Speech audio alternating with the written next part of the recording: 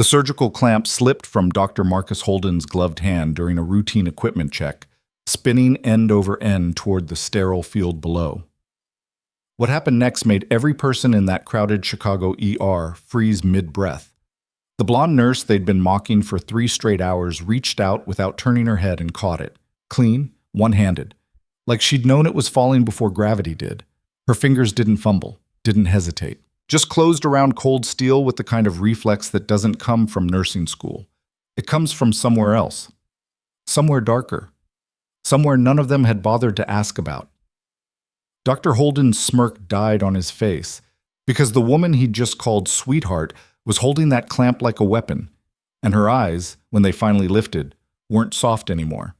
If you want to see how the woman they underestimated becomes the one they'll never forget, stay with me until the very end. Hit that like button and drop a comment telling me what city you're watching from. I want to see just how far this story can travel. The emergency department at Mercy Cross Hospital in downtown Chicago smelled like disinfectant and burnt coffee. It was 6:47 p.m. on a Wednesday, which meant the place was packed, gurneys lined up along the hallway, paramedics shouting vitals, families clutching clipboards they couldn't read through their tears. Standard chaos, the kind that separated real healthcare workers from the ones who just wore scrubs. Rachel Hayes stood near the supply closet, restocking gauze packs with her head down. She was 32, pale-skinned, average height, blonde hair pulled into a tight bun that made her look younger than she was. Plain blue scrubs, no jewelry, no makeup, nothing that drew attention. She'd been working at Mercy Cross for 6 weeks, and so far, nobody had bothered learning her last name. They called her the new girl, sometimes the quiet one. Once somebody called her that mouse from third shift, and she'd heard it but didn't respond. She never responded. "Hey, sweetheart." Dr. Marcus Holden leaned against the doorframe, arms crossed, grin too wide. He was 40-something, gray at the temples, the kind of doctor who thought his MD made him bulletproof. "You mind grabbing me a size 7 glove? I'd do it myself, but, chain of command." Rachel didn't look up. "Top shelf. Left side." "Yeah, I know where they are." He didn't move. "I'm asking you to get them." She straightened, walked past him without a word, pulled the box down and set it on the cart beside him. Then she went back to restocking. Holden exchanged a glance with Dr. Simone Cross, a sharp-eyed woman in her 50s who'd been watching from the nurses' station. Simone raised an eyebrow. Holden shrugged. "She always like this?" "Quiet as a ghost," Simone said. "Honestly, I'm not even sure she's qualified. Her resume was sparse." "Sparse how?" "Like, I worked at a clinic in Nebraska, sparse. No references. No certifications beyond the basics." Simone lowered her voice. "I think HR was desperate. We've been short-staffed since April." Rachel kept working. Her hands moved steadily. Boxes aligned, labels facing out, inventory counted without writing anything down. She didn't react to the conversation happening 10 feet away. Didn't flinch. Didn't correct them. An ER tech named Joel Briggs walked past carrying a trauma bag. He slowed, watching her for a second too long. Something about the way she moved bothered him. Not clumsy, not inefficient. The opposite. Too smooth. Like she was working on autopilot while her brain was somewhere else entirely. He'd seen that before. Just not in a place like this. "Rachel," Dr. Holden's voice again, louder this time. "We've got a level 2 incoming. Multi-vehicle accident. You're with me." She turned. "I'm restocking." "And now you're not." He gestured toward Trauma Bay 3. "Let's go. Try not to faint." Simone smirked. Another nurse, a younger guy named Kevin Park, laughed outright. Rachel set down the box she was holding and followed Holden into the trauma bay without a word. The patient arrived 4 minutes later. Male, mid-20s, unconscious, covered in blood. The paramedics rattled off details. Rollover crash, ejected through the windshield, GCS of 9, BP dropping fast. Holden barked orders. Simone moved in with the intubation kit. Kevin started cutting away clothes. Rachel stood near the foot of the bed, hands at her sides, watching. "Rachel." Holden didn't look at her. "Grab the chest tube tray. Now!" She walked to the supply cabinet, pulled it without hesitation, brought it back, set it beside him. "Open it." She did. You know what you're looking at? Yes. Good. Then hand me the scalpel when I ask for it. Think you can handle that? Rachel's jaw tightened, just barely. Yes. The procedure started. Holden made the incision. Blood welled up fast. He cursed under his breath, grabbed the wrong clamp, fumbled it. Scalpel. Rachel. Scalpel. She handed it to him. Correct angle. Correct grip. He paused, looked at her. She didn't blink. You've done this before. I've watched it. That's not what I asked. Rachel stayed quiet. Holden's eyes narrowed, but the patient's vitals beeped urgently, and he turned back to the work. The tube went in. The lung reinflated. The kid stabilized. Holden stepped back, pulling off his gloves with a snap. Good job, everyone. He glanced at Rachel. You didn't screw up. Congrats.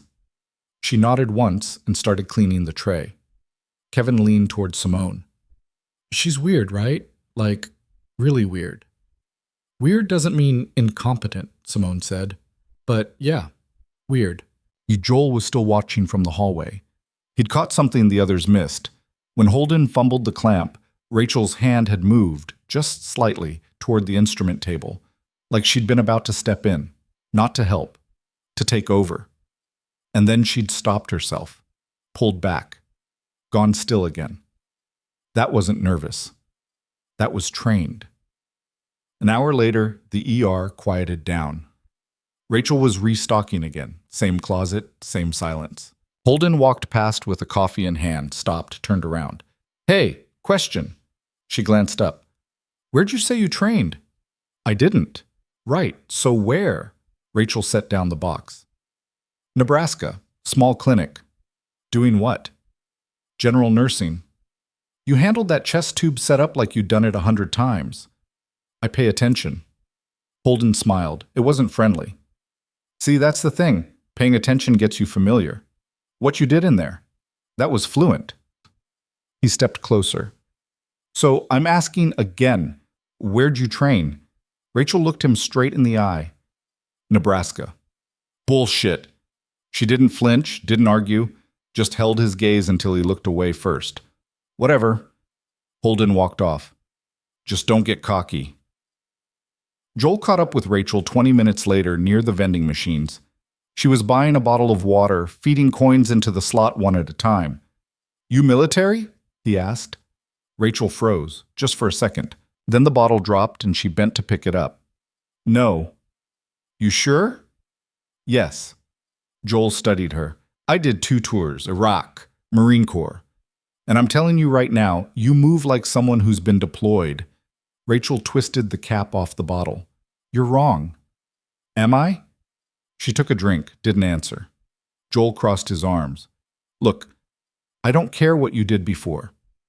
But if you've got experience, you should use it. This place is a mess. We need people who actually know what they're doing. I'm just a nurse. No, you're not. He leaned in slightly. And sooner or later, they're going to figure that out. Rachel walked away without another word. By the end of the shift, the gossip had spread. The new girl was weird, maybe overqualified, definitely hiding something. Simone mentioned it to the charge nurse. The charge nurse mentioned it to the director. And by Thursday morning, Rachel Hayes had a target on her back. Dr. Holden decided to test her. It started small. He asked her to identify medications by sight, no labels. She got them all right. Then he asked her to describe the steps of a cricothyrotomy. She did. Perfectly. No hesitation. He asked her about battlefield triage protocols. She paused, then answered. Too accurately. Simone was listening. So was Kevin. So were 3 other nurses. You're telling me, Holden said slowly, that you learned all of this in Nebraska. I read a lot. Nobody reads that much. Rachel's expression didn't change. I did. Holden laughed. It echoed in the hallway. You know what I think? I think you lied on your application. I think you're pretending to be more qualified than you are. And I think... The double doors burst open. Paramedics rushed in with a gurney. 37-year-old male, gunshot wound to the abdomen, BP 80 over 50, bleeding out fast. Trauma 1, Holden shouted. Let's move. The team swarmed. Rachel stayed back, watching. Holden glanced at her. You too, Nebraska. Let's see what you've got. She followed. The patient was critical, pale, shocky, blood pooling under the gurney. Holden started barking orders, fluids, pressure, suction. Simone worked the IV. Kevin grabbed the ultrasound. Rachel stood near the wall. Rachel, compressions. She moved in, hands on the patient's chest. Steady, controlled, perfect depth, perfect rhythm. Holden glanced at the monitor. Good. Keep going. Then the patient coded. Flatline. Alarm screaming. Epi, now! Holden's hands were shaking. Rachel didn't wait. She grabbed the syringe off the crash cart, checked the dose, handed it to him without being asked. He stared at her. How did you inject it? She said quietly. He did. The patient's heart kicked back, weak, but there. Jesus, Kevin whispered. Holden stepped back, breathing hard. His eyes locked on Rachel. Who the hell are you? Rachel didn't answer. She just went back to compressions. But across the room, Joel was already pulling out his phone because he'd just recognized the way she moved during that code. The efficiency, the calm, the muscle memory. And he knew exactly where it came from. The rest of Thursday passed in a blur of whispers and side-eye glances. Rachel worked her shift like nothing had happened. Vitals, medications, charting. She moved through the ER like a shadow, present but unnoticed, efficient but invisible. Except now people were watching. The way she held a syringe, the way she assessed a patient before anyone else even noticed the distress, the way she never, ever seemed rattled. By 9 p.m., Holden had made up his mind. He found Rachel in the medication room counting narcotics for the end-of-shift audit. She didn't look up when he entered. We need to talk, he said. I'm busy. Make time. Rachel set down the clipboard, turned to face him. Her expression was blank, unreadable. Holden closed the door behind him. I don't know what game you're playing, but it's over. I'm not playing anything. Then explain to me how a nurse with a bare-bones resume from some nowhere clinic in Nebraska knows advanced trauma protocols better than half the doctors on this floor. I studied. Stop lying to me. Rachel's eyes didn't waver. I'm not. Holden stepped closer, close enough that she could smell the coffee on his breath. You know what I think?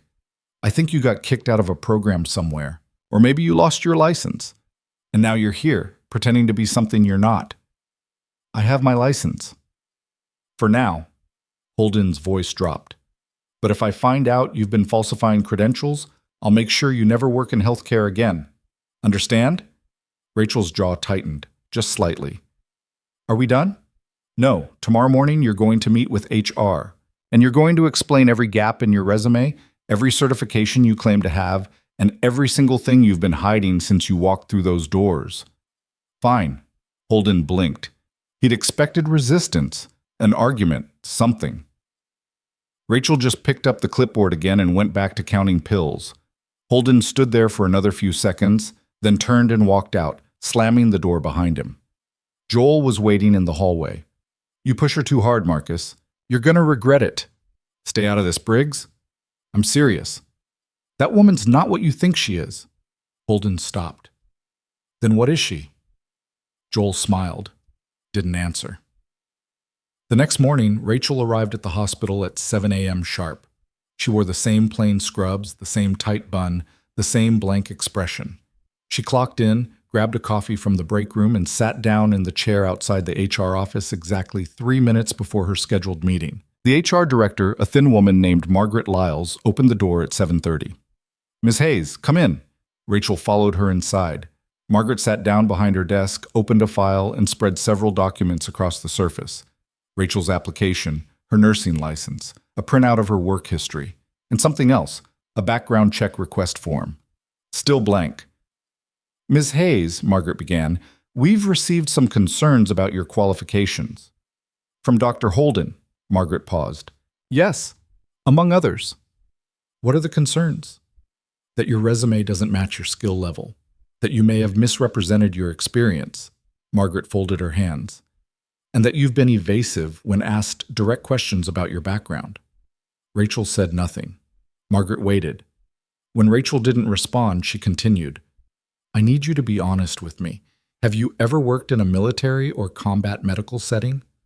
Rachel's expression didn't change. No. Have you ever received training outside of standard civilian nursing programs?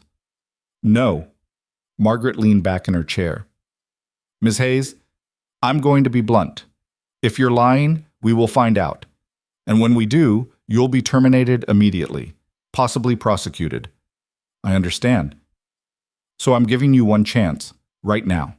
Tell me the truth. Rachel looked her straight in the eye. I already did. Margaret's lips pressed into a thin line. She picked up a pen, signed the background check form, and slid it into a folder. Fine. We'll let the investigation speak for itself. You're suspended without pay, effective immediately, pending the results. Rachel stood. How long? 2 weeks? Maybe more. And if the check comes back clean? Then you'll be reinstated, with an apology. Margaret's tone suggested she didn't expect that outcome. Rachel nodded once and walked out. Kevin was in the hallway, pretending to organize a supply cart. He looked up as she passed. Suspended? Rachel didn't stop. Yeah. That's bullshit. She kept walking. Hey! Kevin jogged to catch up with her. Look, I know we gave you a hard time, but this isn't right. Holden's got it out for you. I noticed. You should fight it, file a complaint or something. Rachel pushed through the exit door into the parking lot. The morning air was cold, sharp. It won't help. How do you know?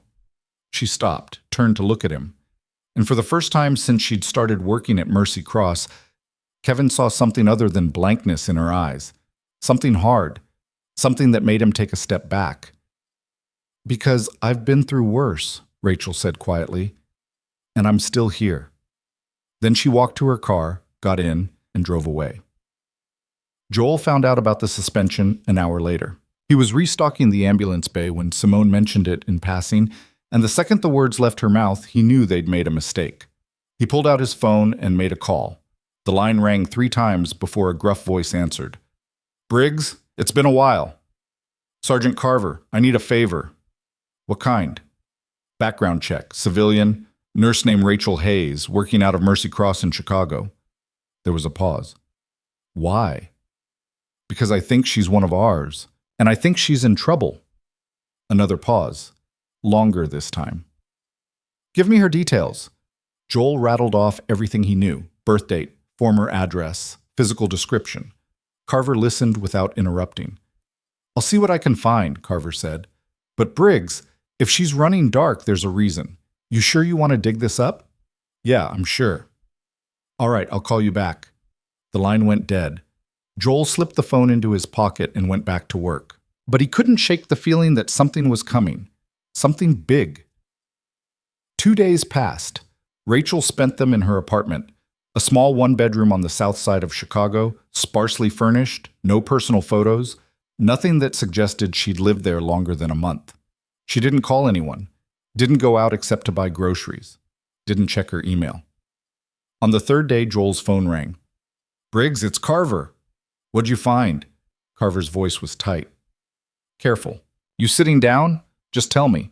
Rachel Hayes isn't a nurse from Nebraska. She's Captain Rachel Hayes, 75th Ranger Regiment, combat medic, 3 deployments, 2 in Afghanistan, 1 in Iraq, multiple commendations, 2 Purple Hearts, and a classified incident in 2021 that got her discharged under medical retirement. Joel closed his eyes. What kind of incident? The kind I can't talk about over the phone. But I can tell you this, she saved 11 lives that day. And it cost her everything. Jesus. There's more. After she got out, she moved to a town called Belmont, Nebraska, population 800. Took care of her dying mother for 2 years. Hospice care. Did it all herself. No help. No support.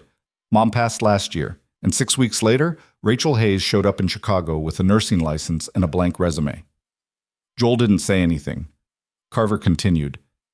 She's not hiding because she did something wrong, Briggs. She's hiding because she's trying to disappear. And if your hospital just flagged her for a federal background check, she's about to get found. By who? By everyone. Joel hung up. His hands were shaking. Across town, Rachel was sitting on her couch, staring at her phone. She'd received an email an hour ago. Subject line, background check initiated. She'd known this would happen eventually. Knew that the second someone started digging, the walls would come down. The question wasn't if, it was when. And now the clock was ticking. She stood, walked to her bedroom, and pulled a small lockbox out of the closet. Inside were three things: a military ID card, a medal she'd never worn, and a folded piece of paper with a phone number written in faded ink. She unfolded the paper, stared at the number. Then she picked up her phone and dialed. The line rang once, twice. A voice answered, deep, familiar. "Captain Hayes, didn't think I'd hear from you again." "Colonel Brennan." Rachel's voice was steady. "I need to ask you a question." "Go ahead." "If my name gets flagged, how long before they come looking?" Silence. Then, 72 hours, maybe less. "And if they find me?" "Depends. You still under NDA?" "Yes." "Then they'll pull you in for questioning. Make sure you haven't talked. After that..." Brennan trailed off. "After that, you're on your own." Rachel closed her eyes. "Understood." "Hayes, why are you calling me now?" "Because I made a mistake, and I need to know if I can fix it." "What kind of mistake?" "The kind where I got noticed." Brennan exhaled slowly. "Then you can't fix it. You can only prepare for it." "How?" "By deciding right now whether you're going to run or stand your ground." Rachel didn't answer. "Call me if you need me," Brennan said. "But Hayes, whatever you decide, do it fast." The line went dead. Rachel sat there for a long time, staring at the medal in her hand. It was a Purple Heart. The second one. The one they'd given her after the incident. After she'd dragged 3 soldiers out of a burning vehicle while taking fire. After she'd performed field amputations with a knife and a tourniquet because there was no time for anything else. After she'd held a 19-year-old kid's hand while he bled out, whispering that it was going to be okay, even though she knew it wasn't. She'd never worn it, never even looked at it until now. But she remembered every second of that day, and she remembered what it had cost her. The next morning, Rachel went back to Mercy Cross. She wasn't supposed to be there. She was still suspended, but she walked through the front doors at 6:45 a.m. like she owned the place, clocked in, and headed straight for the ER. Kevin saw her first. "Rachel? What are you doing here?" "Working." "You can't. You're suspended." "Not anymore." She walked past him before he could respond. Holden was in Trauma Bay 2, prepping for a surgery. He looked up as Rachel entered, and his face went white. "Get out." "No." "I said get out. You're not allowed to be here." Rachel stepped closer. "I know what you did, Marcus." "What are you talking about?" "You falsified the complaint, told HR I was a danger to patients, that I'd made critical errors." Her voice was calm, cold. "None of it was true." Holden's jaw clenched. "You're paranoid." "Am I?" Rachel pulled a folded piece of paper from her pocket and set it on the table. "That's a copy of the complaint you filed. The one you thought was confidential." Holden stared at it. "How did you—" "Doesn't matter. What matters is that you lied, and now you're going to tell HR the truth." "Or what?" Rachel smiled. It didn't reach her eyes. "Or I'll tell them who I really am, and then we'll see who gets suspended." Holden's face flushed red. "You're bluffing." "Try me." The door opened. Margaret from HR stepped inside, flanked by 2 security guards. "Ms. Hayes," Margaret said, "you need to leave. Now." Rachel didn't move. "Not until Dr. Holden retracts his complaint." "That's not going to happen." "Then I'll wait." Margaret gestured to the guards. "Escort her out." They moved toward Rachel. She didn't resist. Just let them take her arms and guide her toward the exit. But as she passed Holden, she leaned in close and whispered, "This isn't over." Then she was gone. Holden stood there shaking. Simone walked in a moment later. "What the hell was that?" "I don't know." Holden's voice was barely audible. "But I think we just made a very big mistake." Outside, Rachel was walking toward the parking lot when her phone buzzed. A text from an unknown number. "Check your email. Now." She pulled out her phone, opened her inbox, and froze. The background check results had come back, early, and the file attached was marked classified. Rachel opened it. The first page was her military record. The second was her medical discharge summary. The third was the incident report from 2021. And the fourth was a notification. Alert. Captain Rachel Hayes, federal credentials reactivated. Report to Fort Garrison immediately for reassignment briefing. Her hands were shaking. She read it again, then a third time. Someone had reactivated her commission, without her consent, without warning. And that meant someone very powerful had just decided she wasn't allowed to disappear anymore. Rachel looked back at the hospital, at the people inside who'd mocked her, dismissed her, tried to destroy her. And for the first time in 3 years, she felt something other than numbness. She felt ready. Because they wanted to know who she really was? Fine. She'd show them. But not on their terms. On hers. And when the truth finally came out, it wouldn't be a whisper. It would be a reckoning. Rachel sat in her car for 20 minutes, engine off, staring at the email on her phone. The words hadn't changed. They weren't going to change. Someone had pulled strings she didn't even know still existed, and now her entire carefully constructed invisibility was unraveling in real time. She closed the email, opened her contacts, scrolled to a name she hadn't called in over a year. The phone rang 4 times before he picked up. Hayes? Colonel Brennan's voice was clipped, professional. I was wondering when you'd call back. Did you do this? Do what? Reactivate my commission. Silence. Then a slow exhale. No, but I know who did. Rachel's grip tightened on the phone. Who? General Adrian Kessler, commander of Joint Special Operations. He's been tracking discharged combat medics for the past 6 months, building a roster. For what? Classified. But the short version? They need people who've been in the field, people who know how to operate under pressure without falling apart. Brennan paused. People like you. Rachel leaned back against the headrest. Her pulse was steady, but her mind was racing. I didn't ask to be brought back. Doesn't matter. Once you're flagged, you don't get a choice. You report or you get pulled in. Either way, they want you. And if I refuse? Brennan's laugh was bitter. Then they make your life very difficult. Freeze your credentials, audit your taxes. Maybe even revisit the incident report and decide you weren't as clean as they originally thought. Rachel closed her eyes. That's extortion. That's the military. She didn't respond. Hayes, listen to me. If Kessler wants you back, it's because something big is happening, something that needs your specific skill set. You go in, you hear him out, and then you decide. But ghosting him? That's not an option. When do I report? 72 hours, Fort Garrison, Illinois. They'll send you coordinates. Brennan's tone softened, just slightly. And Hayes? Be careful. Kessler doesn't pull people out of retirement unless he's planning something that's going to get messy. The line went dead. Rachel sat there, staring through the windshield at nothing. She'd spent 2 years trying to bury the person she used to be. 2 years convincing herself that Captain Rachel Hayes was gone. That the woman who'd dragged bodies out of burning vehicles and stitched wounds with fishing line didn't exist anymore. But she'd been lying to herself. Because that woman was still there, still watching, still waiting. And now someone had just kicked the door open and dragged her back into the light. Rachel started the car and drove home. Back at Mercy Cross, the fallout from Rachel's confrontation was spreading fast. Holden locked himself in his office for an hour, refusing to answer calls. Simone tried asking him what Rachel had meant, but he snapped at her to mind her own business. Kevin told anyone who'd listened that something was seriously wrong. And Joel, who'd been quiet up until now, finally decided it was time to act. He found Margaret in her office, door half open, typing furiously on her keyboard. We need to talk, Joel said. Margaret didn't look up. If this is about Ms. Hayes, the matter is closed.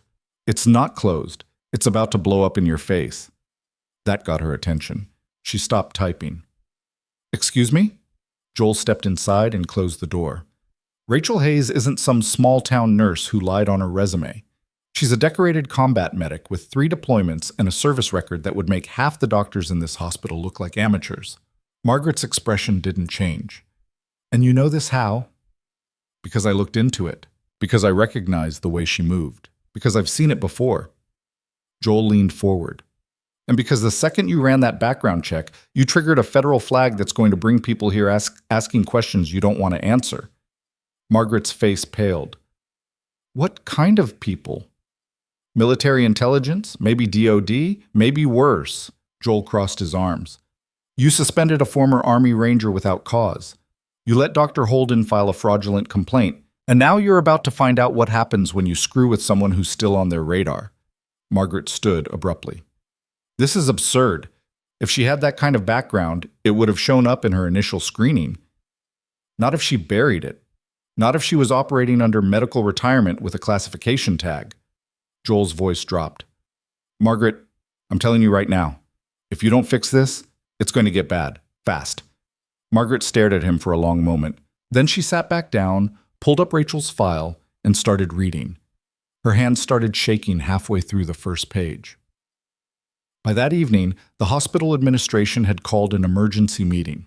Margaret presented the findings to the chief of staff, the medical director, and the head of legal. The room went silent as she explained what Joel had uncovered. Dr. Eugene Garrett, the chief of staff, was the first to speak. His voice was tight, controlled. Are you telling me we suspended a former military officer based on the word of one doctor with a grudge? Margaret swallowed hard. It appears that way, yes. And this complaint, filed by Dr. Holden, was it substantiated?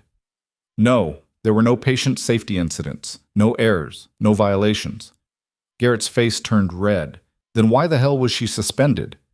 Because Dr. Holden believed she was misrepresenting her qualifications. Based on what evidence? Margaret didn't answer. Garrett stood, his chair scraping loudly against the floor. Get Holden in here, now!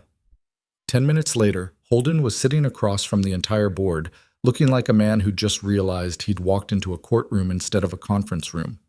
Garrett didn't waste time. Dr. Holden, did you file a formal complaint against Nurse Rachel Hayes? Yes. Why?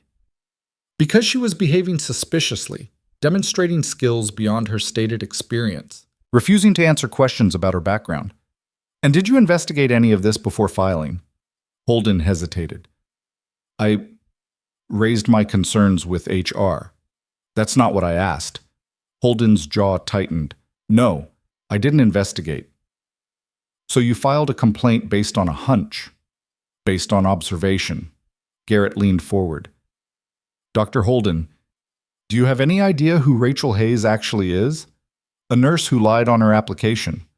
She's a former Army Ranger, a combat medic with multiple commendations, and a service record that includes saving 11 lives under fire. Garrett's voice was ice. And you just tried to destroy her career because you didn't like the way she handed you a scalpel. The room went silent. Holden's face drained of color. I didn't know. Of course you didn't know. Because you didn't bother to ask. Garrett stood. You're suspended, effective immediately, pending a full review. You can't do that. I just did. Garrett turned to Margaret. Reinstate Ms. Hayes, full back pay, and draft a formal apology from this hospital. I want it on my desk by tomorrow morning. Margaret nodded quickly. Yes, sir. Garrett walked out without another word. Holden sat there, stunned. Simone, who'd been called in as a witness, didn't say anything, just stood and left. Kevin, watching from the hallway, pulled out his phone and sent Rachel a text. You need to come back, now. Rachel didn't see the message until 2 hours later. She was sitting in her apartment, packing a bag for Fort Garrison, when her phone buzzed. She read Kevin's text, then the follow-up message from Joel. They know. Holden suspended. You're cleared. Rachel set the phone down, stared at the wall. She should have felt relieved, vindicated, something. But all she felt was tired, because it didn't matter that they knew now. It didn't matter that Holden was suspended or that the hospital was scrambling to cover its ass. None of that changed the fact that she'd been trying to disappear, and now she'd been found. And in 72 hours, she'd be standing in front of a general she'd hoped never to see again. She picked up her phone and called Joel. He answered on the first ring. Hayes, you okay? Yeah. You coming back? Rachel looked at the half-packed duffel bag on her bed. I don't know. They want to reinstate you, apologize, the whole thing. I heard. So why do you sound like you're about to disappear? Rachel didn't answer right away. Then, because I am. Joel was quiet for a moment. Military? Yeah. How bad? Bad enough. Joel exhaled slowly. You need anything? No. Hayes, I'm fine, Joel, but thanks. She hung up before he could respond. The next morning, Rachel drove to Fort Garrison. It was a 3-hour trip, flat highways and empty fields, the kind of landscape that made you feel like you were driving toward the edge of the world. She didn't listen to music, didn't stop for coffee, just drove. The base appeared on the horizon just after noon, chain-link fences, guard towers, rows of identical buildings. She pulled up to the main gate, handed her ID to the guard, and waited while he scanned it. His expression changed the second the system pulled up her file. Captain Hayes. He straightened. Welcome back, ma'am. Rachel didn't correct him, just took the visitor's pass and drove through. The briefing room was in Building 12, 3rd floor. She found it easily. Muscle memory. The door was unmarked, but she knew what was on the other side. She knocked once. Enter. Rachel stepped inside. The room was small, windowless, dominated by a single conference table. Seated at the head was General Adrian Kessler, tall, gray-haired, late 50s, the kind of man who looked like he'd been carved out of stone. He didn't smile, didn't stand, just gestured to the chair across from him. Captain Hayes, sit. Rachel sat. Kessler studied her for a long moment. You look different. I'm not a captain anymore. You are now. He slid a folder across the table. As of 48 hours ago, your commission was reactivated. You're back on active duty. Rachel didn't touch the folder. I didn't agree to that. You don't have to agree. It's done. I was medically retired. And now you're medically cleared. Kessler leaned back in his chair. The Army invested a lot in you, Hayes. Training, deployments, experience. You don't just walk away from that because you're tired. Rachel's hands clenched under the table. I walked away because I was broken. And now you're fixed. I'm not. Kessler's eyes narrowed. Then why are you here? Rachel didn't answer. Kessler leaned forward. I'm going to be blunt. We have a situation, a medical crisis in a conflict zone that requires someone with your specific skill set, someone who can operate independently, under fire, with limited resources, someone who won't break when things go sideways. Find someone else. There is no one else. Kessler's voice hardened. You were the best combat medic we ever trained. The incident in 2021 proved that. And now we need you again. Rachel's jaw tightened. The incident in 2021 almost killed me. But it didn't. And the 11 soldiers you saved that day are still alive because of you. One of them wasn't. The room went silent. Kessler didn't flinch. War has casualties, Captain. You know that better than anyone. Rachel stood abruptly. I'm not doing this. Sit down. No. Kessler's voice dropped to a tone that could crack concrete. I said sit down. Rachel stayed on her feet. You reactivated my commission without my consent.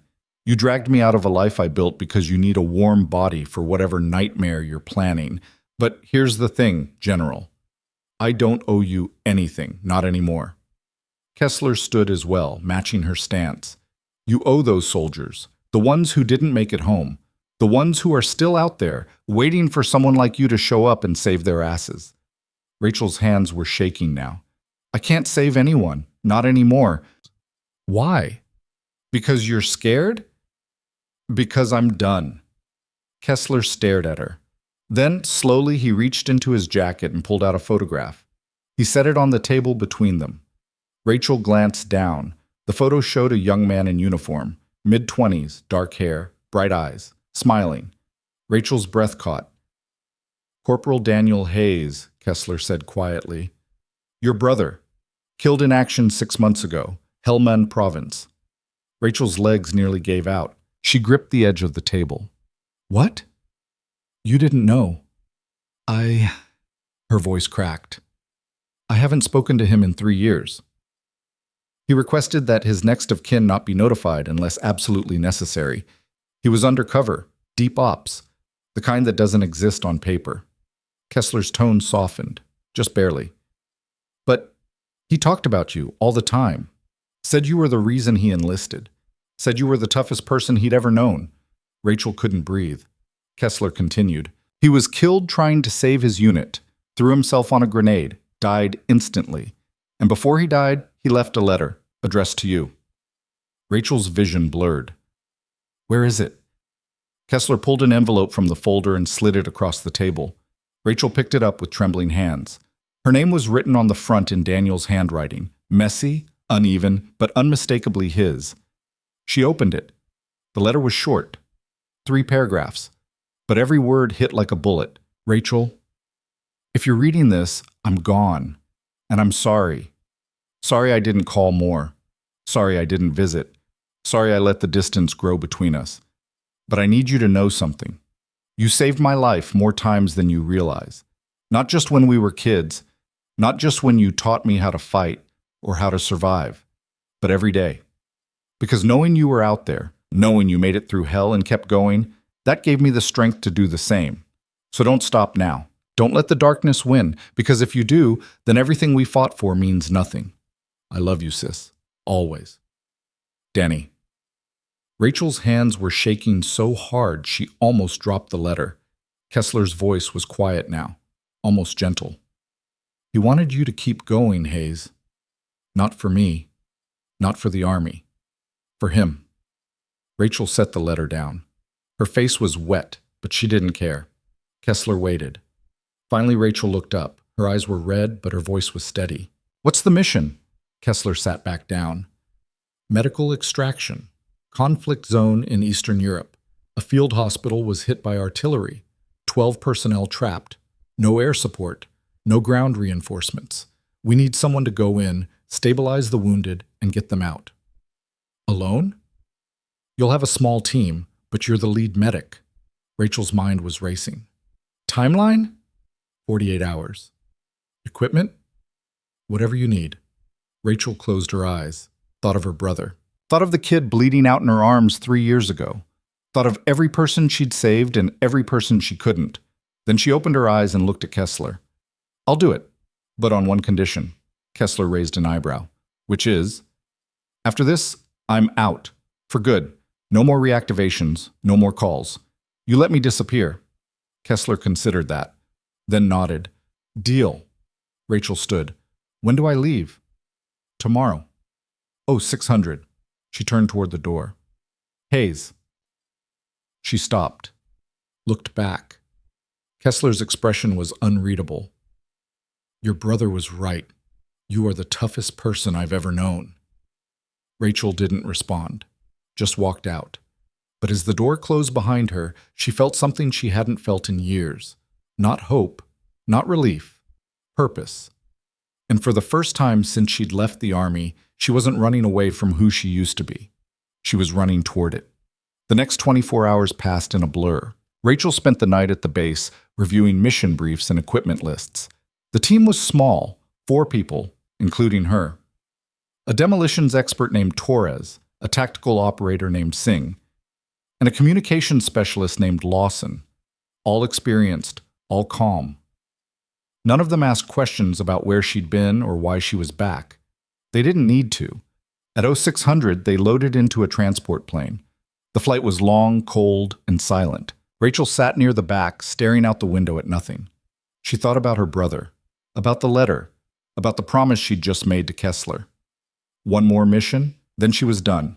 She just had to survive it first. The plane touched down in a makeshift airfield 12 hours later. The air outside was freezing, the sky gray and heavy with clouds. They grabbed their gear and moved out immediately. The field hospital was 15 miles away, on foot, through hostile territory. Torres took point. Singh covered the rear. Lawson stayed close to Rachel, monitoring comms. They moved fast, silent, efficient, just like old times. Except it didn't feel like old times, because the last time Rachel had done this, she'd come back broken. And this time, she wasn't sure she'd come back at all. 4 hours into the march, Lawson's radio crackled. Contact, 2 clicks north, patrol inbound. Torres raised a fist. Everyone froze. Rachel's heart was pounding, but her hands were steady. Singh moved up beside her. We go around or through? Rachel scanned the terrain, heavy brush, no cover, limited options. Through, she said quietly. Singh nodded. Your call. They moved forward. The patrol appeared 3 minutes later, 6 soldiers, heavily armed, scanning the area. Torres signaled. Wait. They waited. The patrol moved closer. Rachel's hand went to her sidearm. Then Lawson's radio crackled again, louder this time. All teams be advised, field hospital just went dark. Repeat, hospital is dark. No signals, no comms. Rachel's blood ran cold. Torres turned to look at her. What do we do? Rachel's mind raced. If the hospital was dark, that meant the wounded were either dead or about to be. And if they waited, there'd be nothing left to save. She made the call. We move. Now. They broke cover and ran. The patrol spotted them immediately. Shouts, gunfire. Rachel didn't look back, just kept running. Because 12 people were dying. And she was the only one who could stop it. The first bullet hit the tree beside Rachel's head, splintering bark across her face. She didn't slow down. Torres was 10 meters ahead, moving like a machine, his pack bouncing against his spine. Singh fired 3 controlled bursts behind them without breaking stride. Lawson was breathing hard, struggling to keep pace, but he stayed close. Rachel's legs burned, her lungs screamed, but she kept running. The terrain sloped downward into a shallow ravine choked with dead brush and frozen mud. Torres hit it first, sliding halfway down before catching himself on a rotted log. Rachel followed, her boots skidding on ice-slicked rocks. She went down hard on one knee, felt the impact shoot up through her femur, but pushed herself back up before the pain could register. Behind them, the patrol was closing. Voices shouting in a language Rachel didn't speak but understood perfectly. They were coordinating, flanking, not amateurs. Singh dropped into the ravine last, turned, and fired a short burst uphill. One of the soldiers went down, the others scattered. Move, Singh hissed. They scrambled up the far side, using exposed roots and frozen dirt for handholds. Rachel's gloves were slick with mud. Her fingers slipped twice before she hauled herself over the edge. Torres pulled Lawson up by his pack straps. Singh came last, firing blind over his shoulder. Then they were running again. The field hospital was supposed to be 3 kilometers east. Torres checked his GPS, cursed, adjusted their heading. They cut through a stand of skeletal trees, branches clawing at their faces. Rachel's medical pack slammed against her back with every step, the weight dragging at her shoulders, but she didn't adjust it. No time. Lawson's radio crackled, static. Then a voice, faint, distorted, but human.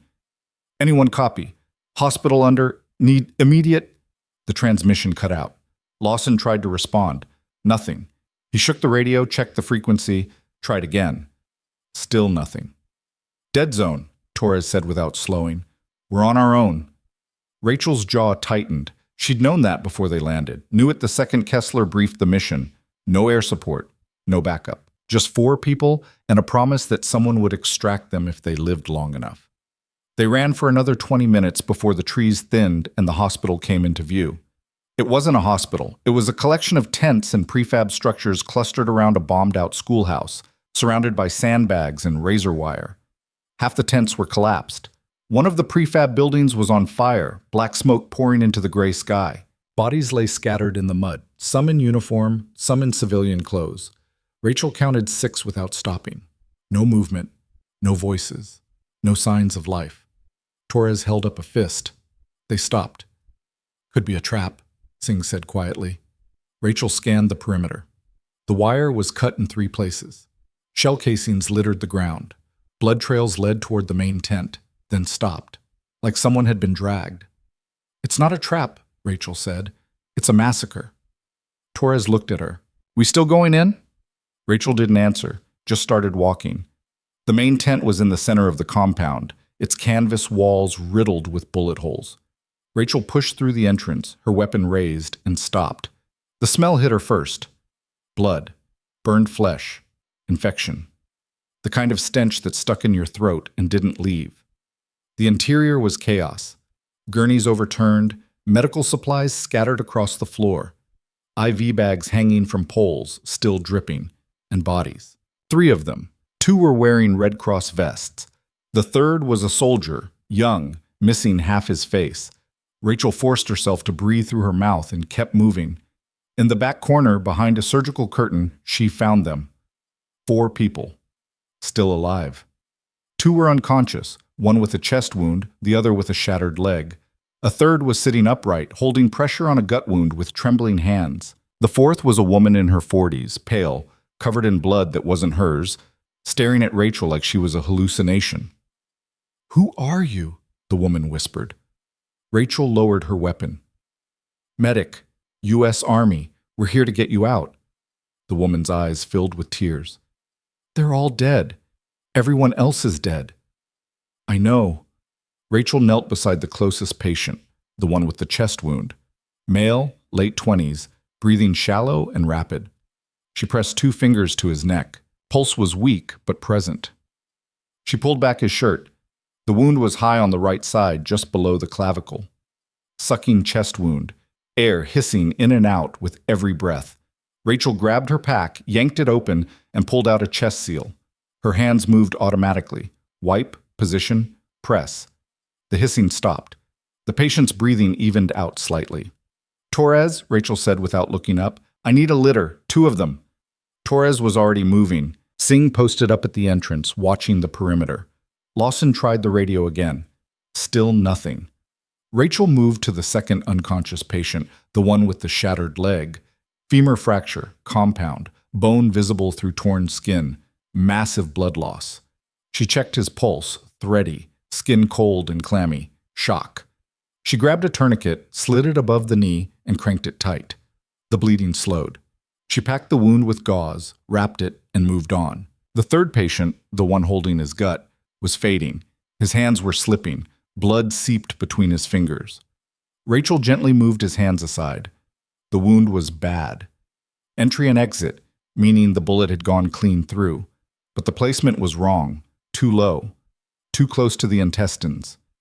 She looked him in the eye. "What's your name?" "Malik." "Malik, I need you to stay with me, okay?" He nodded weakly. Rachel packed the wound as best she could, applied pressure, and wrapped it tight. It wouldn't hold long, but it would buy time. The woman, the only one still functional, was watching her. "Are you really going to get us out?" Rachel met her gaze. "Yes." "How?" "I don't know yet." The woman let out a sound that might have been a laugh or a sob. "We've been waiting for 3 days. They told us help was coming. It never did." Rachel didn't respond, just kept working. Torres came back with 2 litters, military-grade stretchers, collapsible, lightweight. He set them down and started helping Rachel move the patients. The chest wound patient went on the first litter, the shattered leg on the second. Malik could walk if someone helped him. The woman, her name was Dr. Elise Navarro, was mobile but exhausted. Singh called out from the entrance, "We've got movement, north side, 2 vehicles." Rachel's stomach dropped. "Friendlies?" "Don't know yet." Rachel grabbed her weapon, moved to the entrance, and looked out. 2 trucks. Military. No markings. They were rolling slowly through the compound, headlights off, engines barely audible. "Patrol?" Torres asked. Rachel shook her head. "Scavengers." Singh's expression darkened. "We can't fight them. Not with wounded." "We're not fighting." Rachel's mind raced. "We're leaving. Now!" They worked fast. Torres and Singh carried the litters. Rachel helped Malik, doctor. Navarro followed on her own. They slipped out the back of the tent, moving low and fast, using the collapsed structures for cover. The truck stopped near the main entrance. Voices. Boots on gravel. Flashlights sweeping the area. Rachel's team moved in the opposite direction, toward the tree line. They were 50 meters out when one of the flashlights swung in their direction. A shout. "Run!" Rachel said. They ran. The wounded on the litters groaned with every jarring step. Malik stumbled, nearly went down, but Rachel caught him and dragged him forward. Dr. Navarro was gasping, her face white, but she didn't stop. Gunfire erupted behind them. Bullets snapped through the air, thudding into tree trunks and kicking up dirt.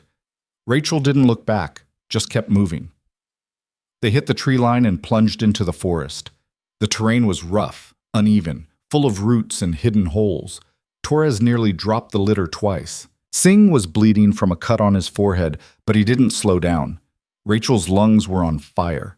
Her legs felt like lead, but she kept going. They ran for 10 minutes before Torres called a halt. Everyone collapsed, gasping for air. Rachel checked the patients. The chest wound was stable, the leg was still bleeding, but the tourniquet was holding. Malik was conscious, barely, his face gray.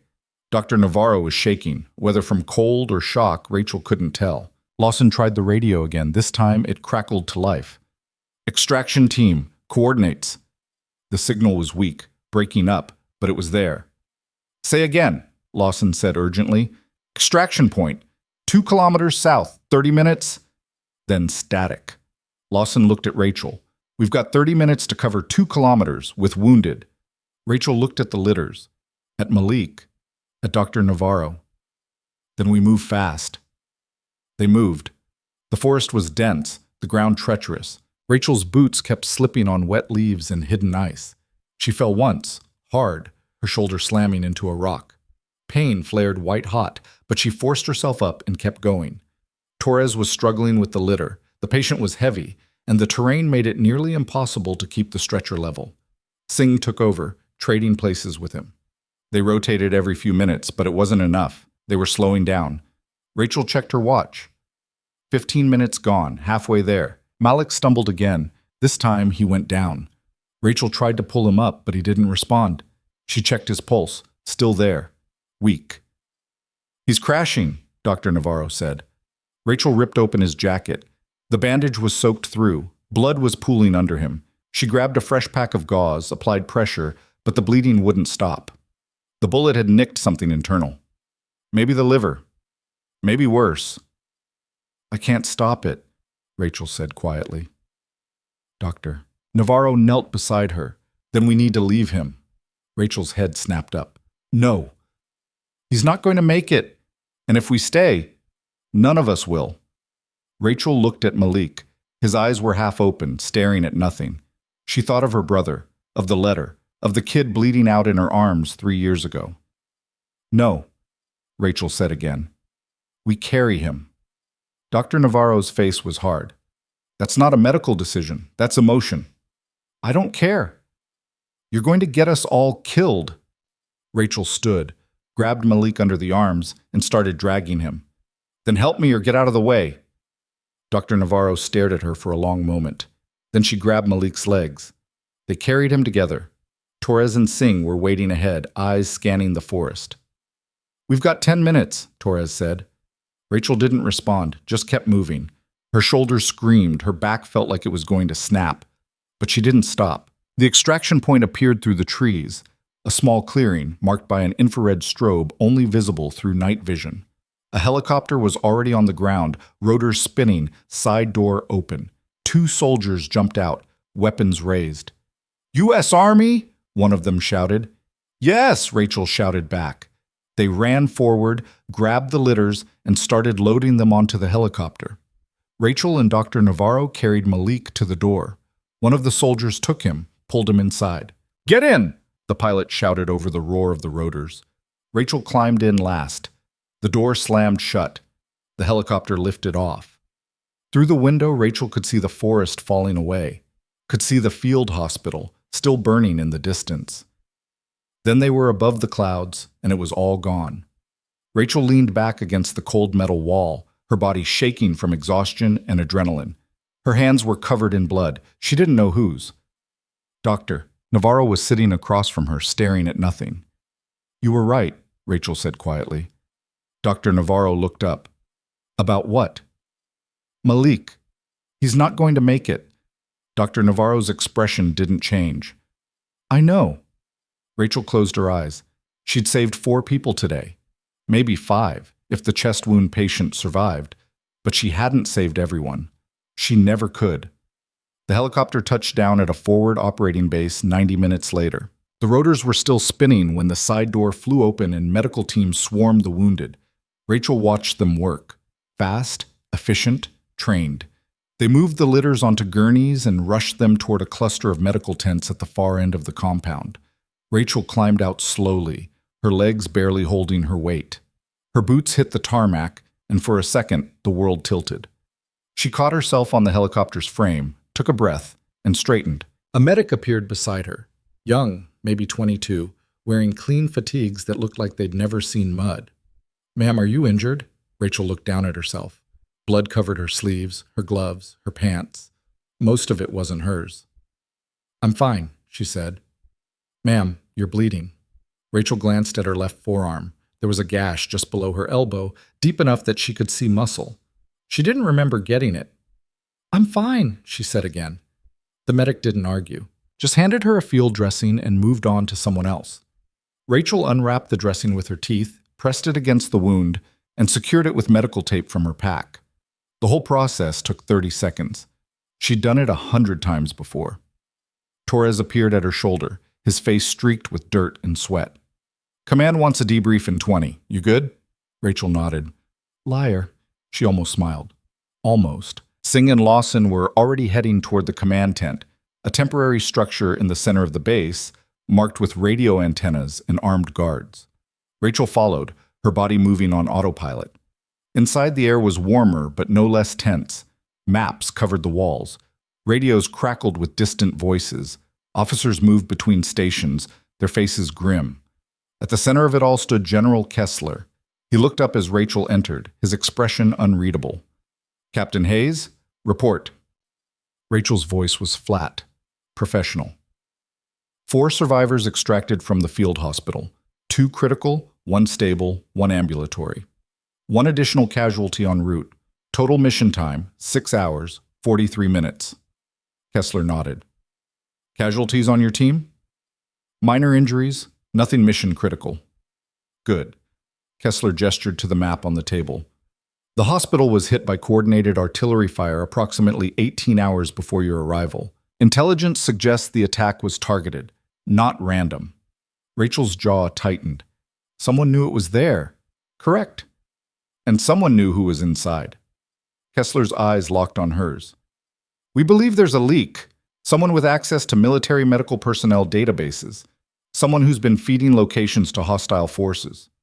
Rachel's stomach dropped. "How many?" 6 incidents in the past 8 months.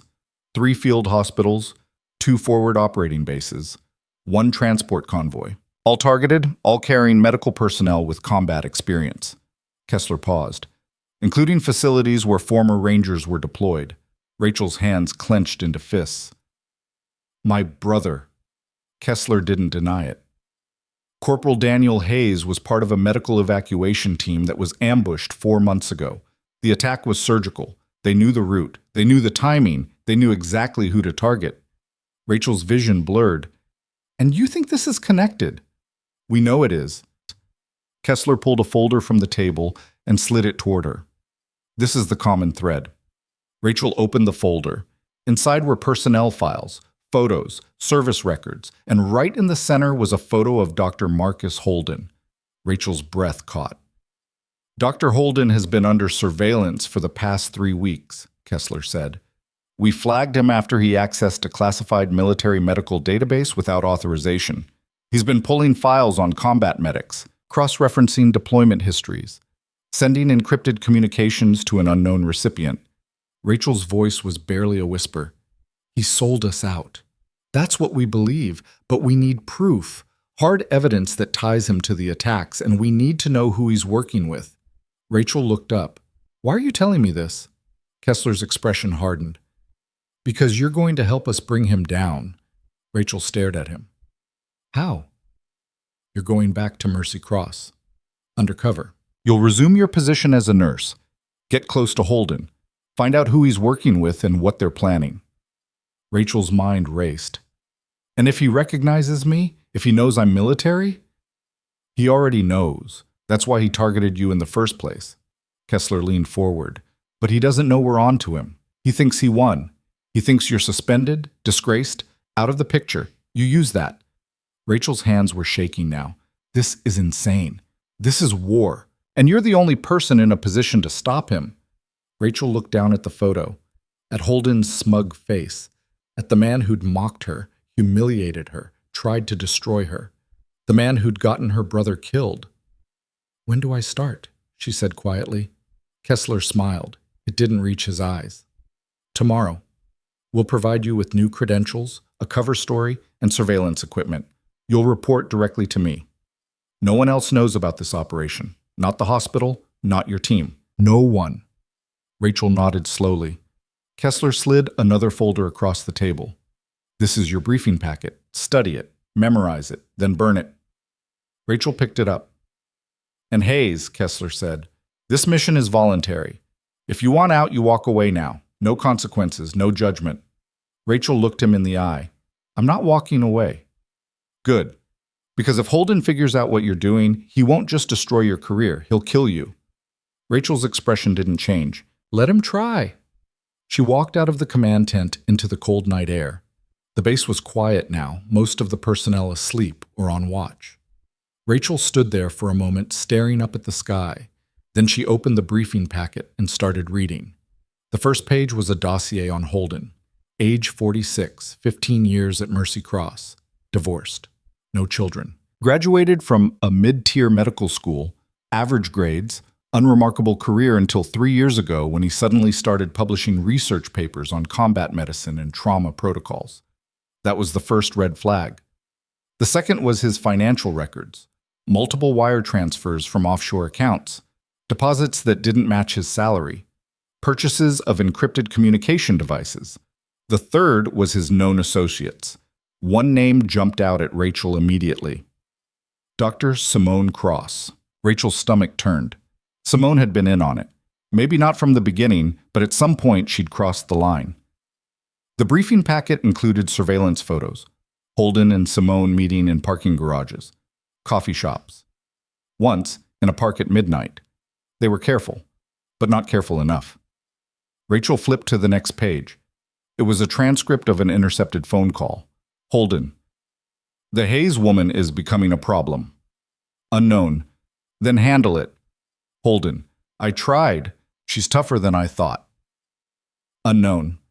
Everyone breaks eventually. Find her weakness. Holden. What if she doesn't have one? Unknown. Then make one. The call ended there. Rachel read it twice, then a third time. They'd been hunting her, specifically, not just as a target of opportunity, but as a threat, which meant they knew more about her than she'd realized. She flipped to the final page. It was a mission directive, signed by Kessler. Objective: infiltrate Mercy Cross Hospital. Establish contact with Dr. Marcus Holden. Identify his network. Gather evidence of collaboration with hostile forces. Neutralize the threat. Timeline: 2 weeks. Rules of engagement: minimal force. No civilian casualties. Maintain cover at all costs. Authorization: lethal force. Approved if compromised. Rachel closed the folder. 2 weeks to dismantle a spy network operating inside a civilian hospital.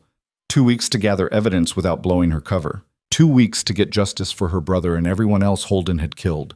It should have felt impossible, but Rachel had done impossible before.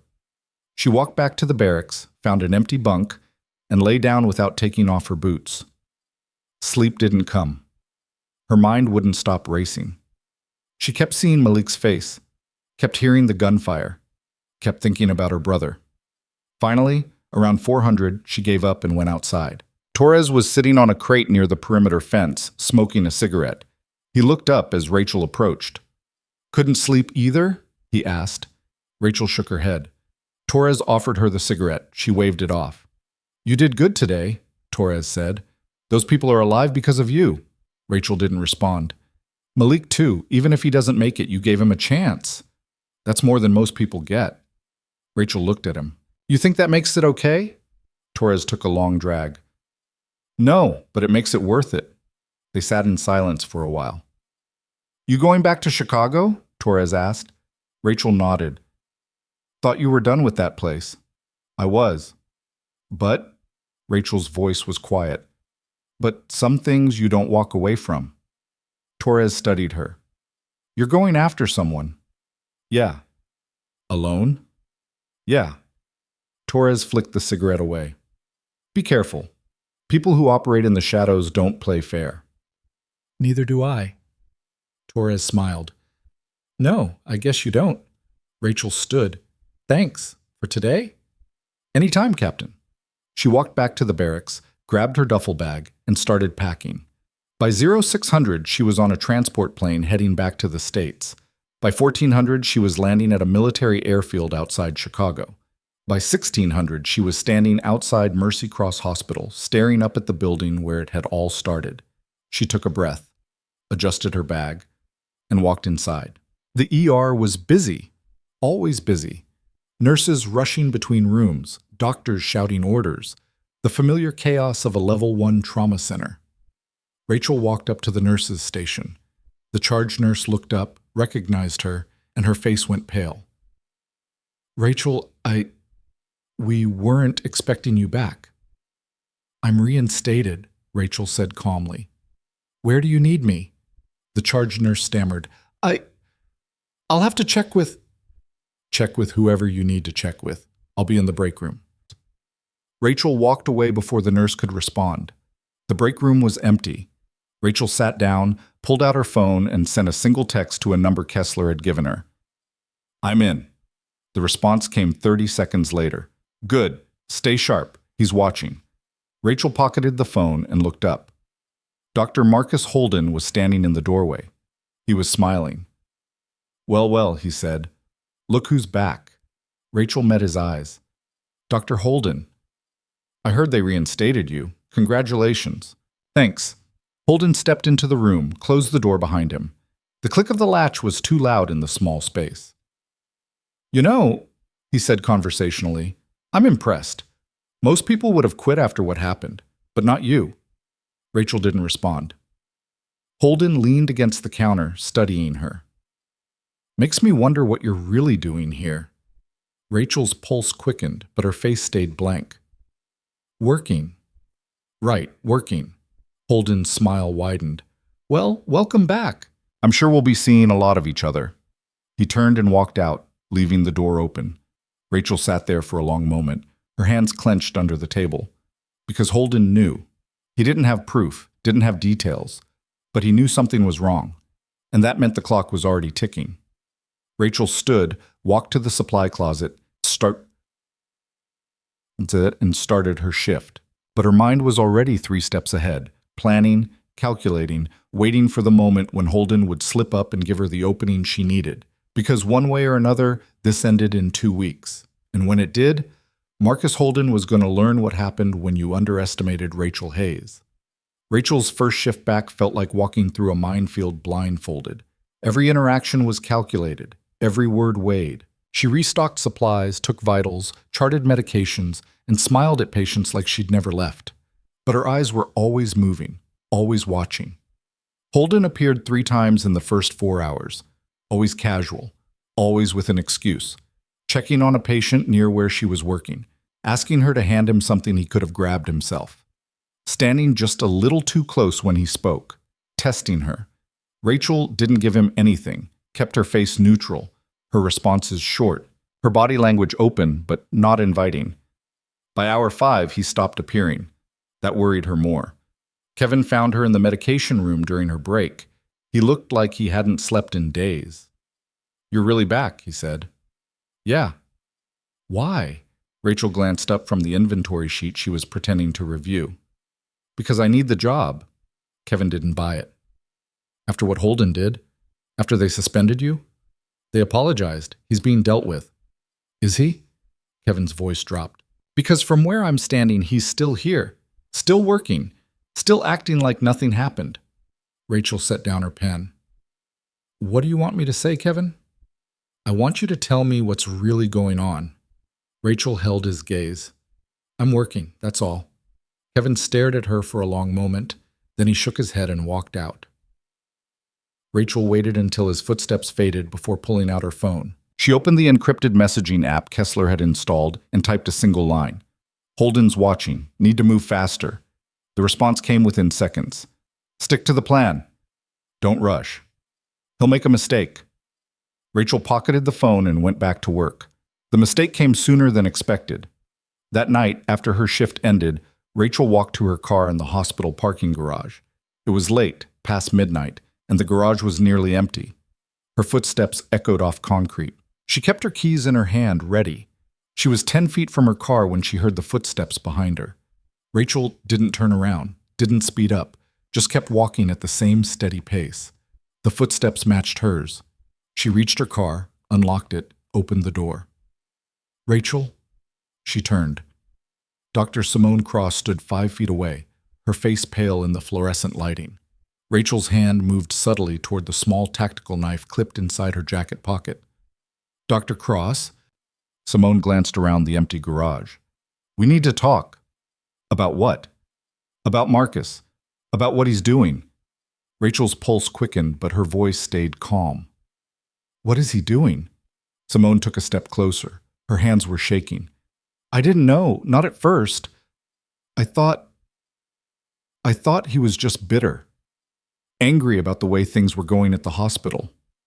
But then he started asking questions about you, about your background, about other nurses with military experience. Rachel said nothing. Simone continued, her words coming faster now. He has access to databases he shouldn't have. I saw him one night pulling files, sending emails to addresses I didn't recognize. When I asked him about it, he told me to mind my own business, but I couldn't, so I looked. What did you find? Simone pulled a folded piece of paper from her coat pocket and held it out. This. Rachel took it, unfolded it. It was a printout of an email. The sender was listed as M. Holden at mercycross.org. The recipient was an encrypted address. The subject line read, Target Confirmation. The body of the email was short. Subject confirmed at Mercy Cross. Rachel Hayes, former Army Ranger, 75th Regiment. Medical discharge 2021. Currently operating under civilian credentials. Recommend immediate action. Rachel's hands tightened on the paper. Simone's voice was barely a whisper. He's been doing this for months, maybe longer, identifying people with military backgrounds, sending their information to someone. I don't know who, but Rachel, people have died. Rachel looked up. How do you know? Because I started tracking the patterns. Every person Marcus flagged ended up on the news within weeks.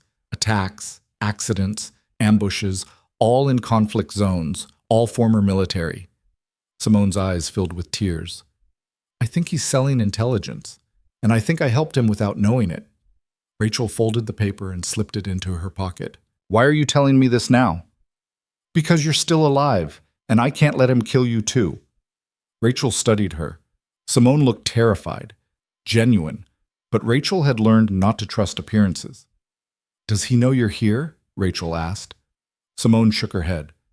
No, I waited until he left for the night. And you're sure no one followed you? I'm sure. Rachel made a decision. Get in the car. Simone blinked. What? Get in, now. Simone hesitated, then climbed into the passenger seat. Rachel got in, started the engine, and drove out of the garage without turning on her headlights. She took 3 random turns, checking the mirrors constantly. No one followed. Finally, she pulled into an empty lot behind a closed gas station and killed the engine. Tell me everything, Rachel said. Simone talked for 20 minutes. She explained how Holden had started acting strange 6 months ago, how he'd become secretive, how he'd begun accessing restricted systems during night shifts when fewer people were around, how he'd recruited Simone to help him update personnel files without explaining why. I thought it was administrative, Simone said. I didn't realize he was mining data. Rachel pulled out her phone and opened the encrypted app. She typed quickly. Have witness. Dr. Simone Cross. Claims Holden selling intel. Has evidence. What do I do? Kessler's response was immediate. Secure her. Bring her in. Don't let her out of your sight. Rachel looked at Simone. You're coming with me. Where? Somewhere safe. Simone's eyes widened. I can't just disappear. I have patients, responsibilities. You also have a target on your back the second Holden realizes you talked. Rachel's voice was hard. So you have 2 choices. You come with me, or you go home and hope he doesn't figure it out before morning. Simone stared at her, then nodded. Rachel drove to a motel on the outskirts of the city, the kind of place that took cash and didn't ask questions. She paid for 2 rooms, put Simone in one, and took the other. Then she called Kessler. He answered on the first ring. Status? I have Dr. Cross. She's cooperating. Claims she has proof Holden's been selling intelligence. What kind of proof? Emails, database access logs, maybe more. There was a pause. Can you verify it? Not yet. But she's scared, and her story matches what we already know.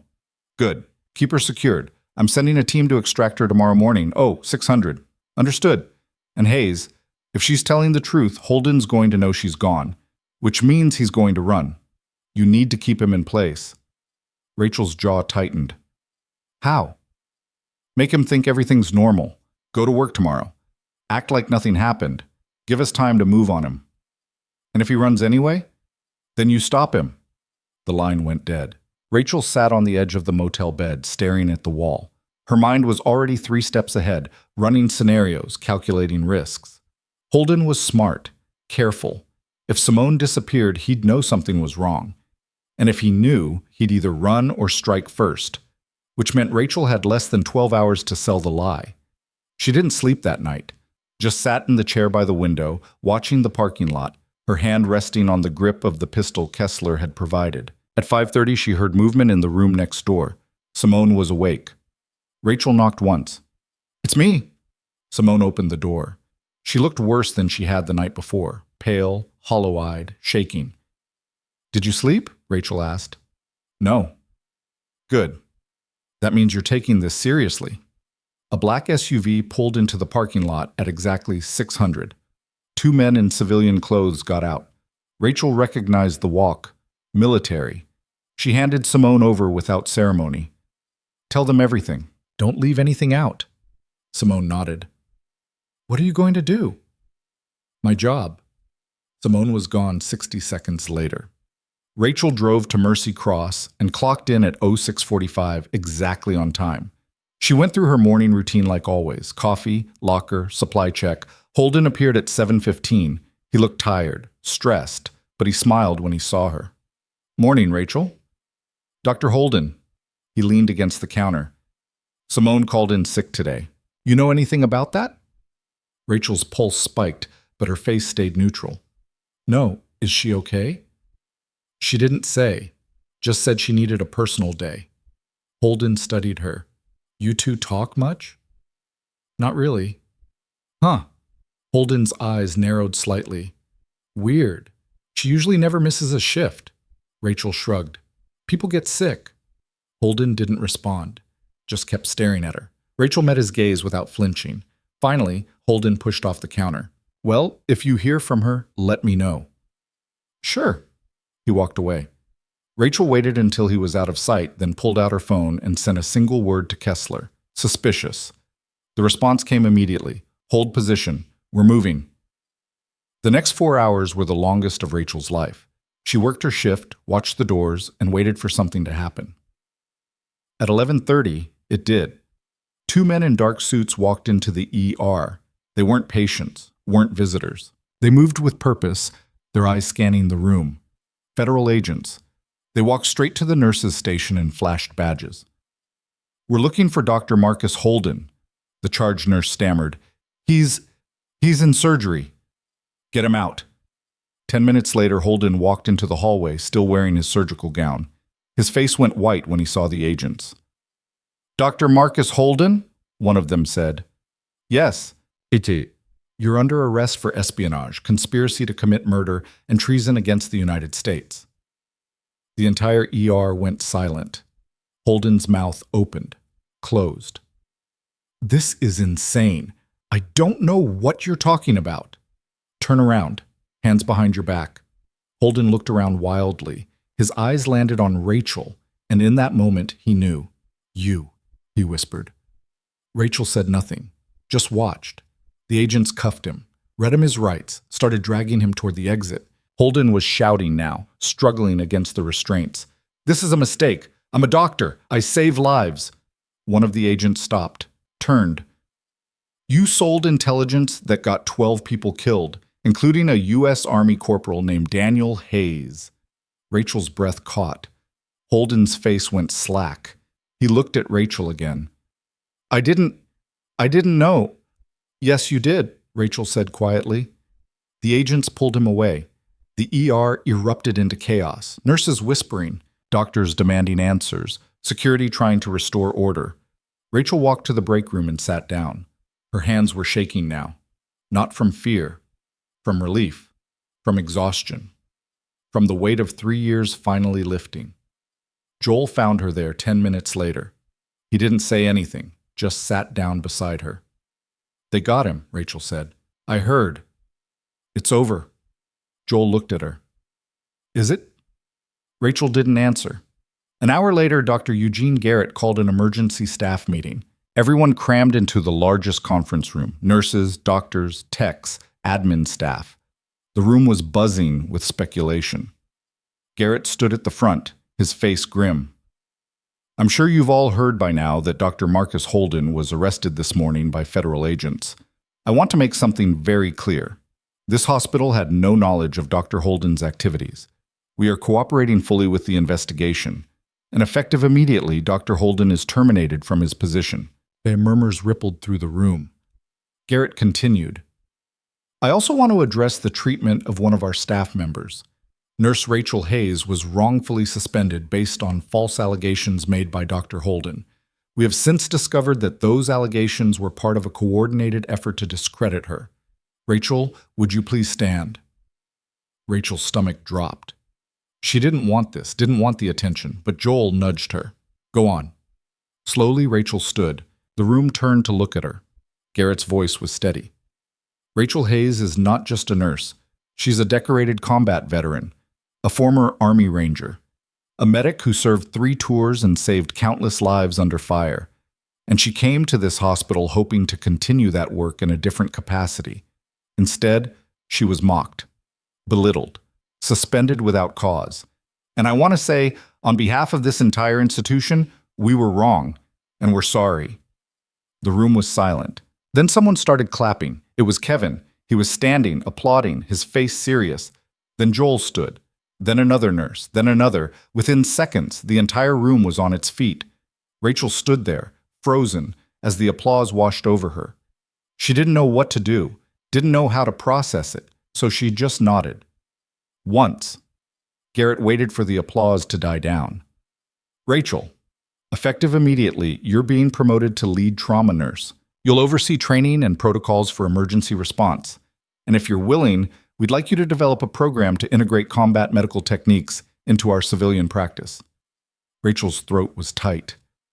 I don't know what to say." "Say yes." Rachel looked around the room, at Kevin, at Joel, at the people who'd dismissed her, the people who were now looking at her with something that looked like respect. "Yes," she said quietly. The meeting ended 20 minutes later. Rachel was mobbed by staff wanting to apologize, to congratulate her, to shake her hand. She accepted it all with as much grace as she could muster, but by the time the room cleared, she was exhausted. She walked to the parking garage, planning to go home and sleep for 12 hours. But when she got to her car, someone was waiting. General Kessler leaned against the hood, arms crossed. "Captain Hayes." Rachel stopped. "General, congratulations on the promotion." "Thanks." But Kessler pushed off the car. "I wanted to thank you personally. What you did, what you risked, it matters. Holden's network is being dismantled as we speak. We've identified 4 other operatives. 7 field hospitals have been relocated, and we've prevented at least 3 planned attacks." Rachel nodded. "Good. But there's more." Kessler pulled an envelope from his jacket. "Holden was just a middleman. The person he was working for, the one buying the intelligence. We still don't have them." Rachel's stomach sank. "What do you mean?" "The encrypted communications we recovered from Holden's accounts all lead back to a single source, someone with extensive resources, someone with deep connections in both military and civilian sectors, someone who's been operating for years." "Do you have a name?" "Not yet, but we have a lead." Kessler handed her the envelope. "And we need your help to follow it." Rachel didn't take it. "I'm done, General. We had a deal." "The deal was you'd help us stop Holden. You did. This is something else." "Then find someone else." Kessler's expression hardened. "There is no one else. You're the only person who's been inside their operation and lived." You're the only one who can identify the patterns. Rachel's hands clenched. I just got my life back. I'm not giving it up again. I'm not asking you to give it up. I'm asking you to finish what your brother started. Rachel froze. Kessler opened the envelope and pulled out a photograph. He held it out. Rachel took it. The photo showed her brother Daniel in uniform. He was standing with a group of soldiers. They were smiling. Young. Alive. This was taken 6 weeks before he died, Kessler said quietly. He was working undercover, trying to identify the source of the intelligence leaks. He got close. Too close. And they killed him for it. Rachel's vision blurred. He left notes, Kessler continued.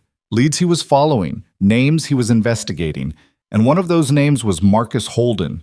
Your brother knew Holden was involved. He just didn't live long enough to prove it.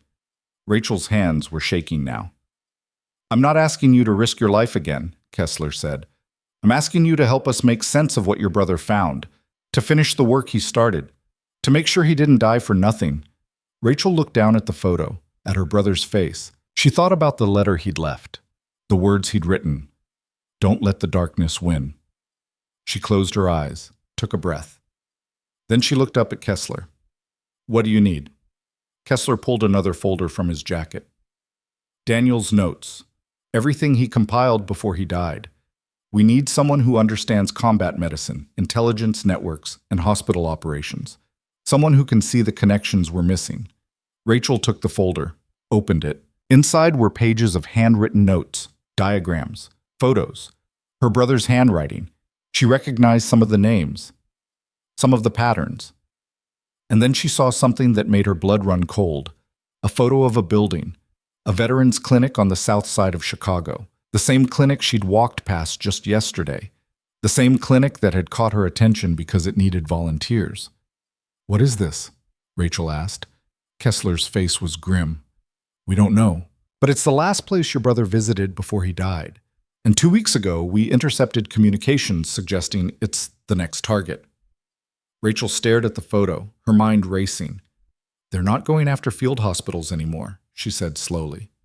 They're going after veteran support systems, clinics, counseling centers, places where former military go for help. Kessler nodded. That's our theory, but we don't know why. Rachel flipped through more pages, saw patterns, connections. Then she found it. A list of names, former combat medics, all of them working at civilian medical facilities, all of them targeted within the past year. And at the bottom of the list, in her brother's handwriting, was a single word. Recruitment. Rachel looked up. They're not just killing us, they're trying to turn us. Kessler's eyes widened. What? Think about it. Combat medics have skills no one else has. We can operate in hostile environments. We know tactical medicine. We have security clearances. If someone wanted to build a network of operatives who could move through conflict zones without raising suspicion, who better than former military medical personnel? Kessler was silent for a moment, then, and the ones who won't turn? They eliminate. Rachel's voice was cold. My brother wouldn't turn, so they killed him. Kessler's jaw tightened. Then we need to find them before they recruit anyone else, or kill anyone else. Rachel closed the folder. I'll need access to Daniel's full file, everything he compiled, everything he suspected. You'll have it by tomorrow. And I'll need operational support. I'm not doing this alone. You'll have a full team. Rachel nodded. Then I'm in, but on one condition. Which is? When we find the person behind this, I'm the one who brings them in. Kessler studied her, then extended his hand. Deal. Rachel shook it. Kessler turned to leave, then stopped. Hayes, your brother would be proud of you. Rachel didn't respond, just watched him walk away. She stood in the parking garage for a long time, holding the folder, thinking about her brother, about Malik, about everyone she'd failed to save. Then she got in her car and drove. But this time she wasn't running. She was hunting. And the people who'd killed her brother were about to learn what happened when they underestimated Rachel Hayes. Because the woman they'd tried to destroy wasn't broken. She was just getting started. Rachel spent the next 3 days buried in her brother's notes. Kessler had delivered everything: files, photographs, surveillance reports, intercepted communications. She spread it all across her apartment floor and started connecting the dots. The pattern was clear once you knew what to look for. Over the past 18 months, 7 former combat medics had been targeted. 3 were killed in what appeared to be random attacks. 2 disappeared without a trace. 1 died in a suspicious car accident, and 1, Rachel, had survived because she'd been too careful, too paranoid, too hard to pin down. But the common thread wasn't just their military backgrounds. It was where they'd gone after discharge. All 7 had taken positions at medical facilities near veteran support centers, clinics, rehabilitation programs, counseling services, places where former military personnel went for help. And all 7 facilities had experienced unusual activity in the weeks before the attacks. New hires with questionable backgrounds, strange visitors, equipment going missing, security breaches. Rachel cross-referenced the names her brother had flagged. 3 of them were still active, still working at facilities across the country. 1 was in Seattle, 1 in Denver, and 1 was in Chicago. At the veterans clinic she'd almost volunteered for, Rachel picked up her phone and called Kessler. "I found it," she said. "Found what?" "The recruitment pipeline. They're using veteran support centers as hunting grounds. They identify former combat medics who are struggling, isolated, vulnerable. They offer money, purpose, a way back into the fight, and if the medics refuse, they eliminate them." Kessler was silent for a moment. "Can you prove it?" "Not yet, but I know where to look." "Where?" "The Chicago clinic. There's someone there." One of the names Daniel flagged. A counselor named Dr. Philip Rourke. He's been at the clinic for 8 months, and in that time, 3 former medics who were receiving treatment there have disappeared. "What do you need?" "Authorization to go undercover. I'll pose as a veteran seeking counseling. Get close to Rourke. See if he makes contact." "That's too dangerous." "It's the only way." Kessler exhaled slowly. "Fine. But you're not going in alone. I'm assigning you a partner. I work better solo." "Non-negotiable." Rachel didn't argue. "Who?" "Someone you already know, Joel Briggs." Rachel blinked. "Joel? He's not intelligence." "No, but he's a veteran. He knows how these systems work, and he's one of the few people you trust." Rachel couldn't argue with that logic. "Fine. When do we start?" "Tomorrow. I'll have Joel briefed by tonight." The line went dead. Rachel sat back, staring at the files spread across her floor. Somewhere out there, the person who'd killed her brother was still operating, still recruiting, still destroying lives. But not for much longer. Because Rachel Hayes was coming. And this time she wasn't playing defense. She was going for the throat. The next morning, Rachel met Joel at a coffee shop 3 blocks from the veterans clinic. He was already there, sitting in the back corner, 2 cups in front of him. He slid one toward her as she sat down. "Kessler briefed me last night. This is insane." "Yeah." "And you're really going through with it?" "Yeah." Joel studied her. "You know this could get you killed, right?" "I know." "And you're doing it anyway." Rachel took a sip of coffee. "My brother died trying to stop these people. I'm not going to let that be for nothing." Joel nodded slowly. "All right, then let's do it right. What's the plan?" Rachel pulled out a folder and slid it across the table. "Dr. Philip Rourke, age 52, clinical psychologist, specializes in PTSD and trauma counseling.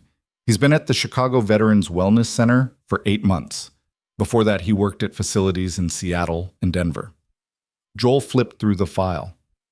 "And both those cities had disappearances.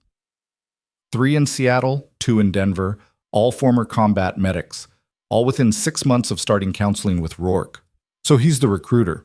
Or he's the screener. Either way, he's part of it." Joel closed the file. "How do we approach this?"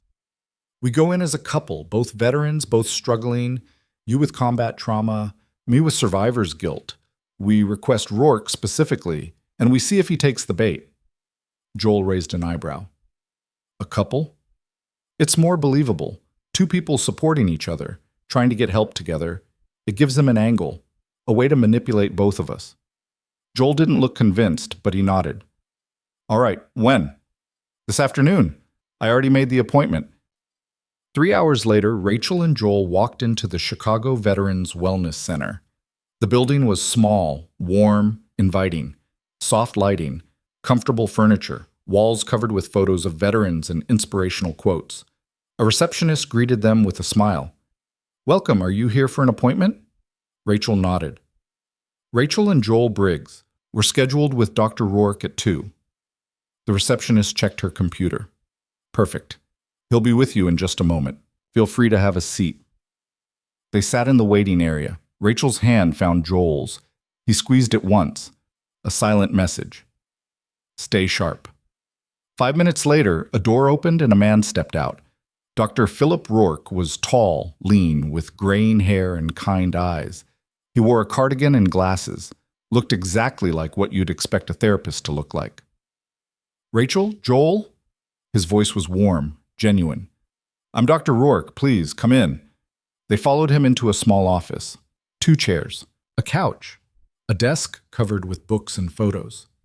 Rourke sat in one of the chairs and gestured for them to sit on the couch. "So," he began, "tell me what brings you here today." Rachel had rehearsed this. "We're both veterans, Army.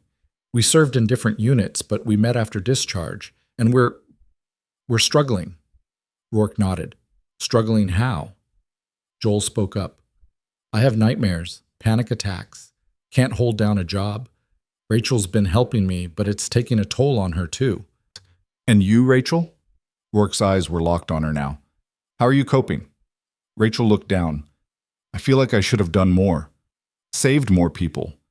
Like I failed everyone who didn't make it home." Rourke leaned forward slightly. "That's a heavy burden to carry, but you're not alone. A lot of veterans feel that way, especially those in medical roles." Rachel's pulse quickened. "How did you know I was medical?" Rourke smiled. "I didn't, but you just told me."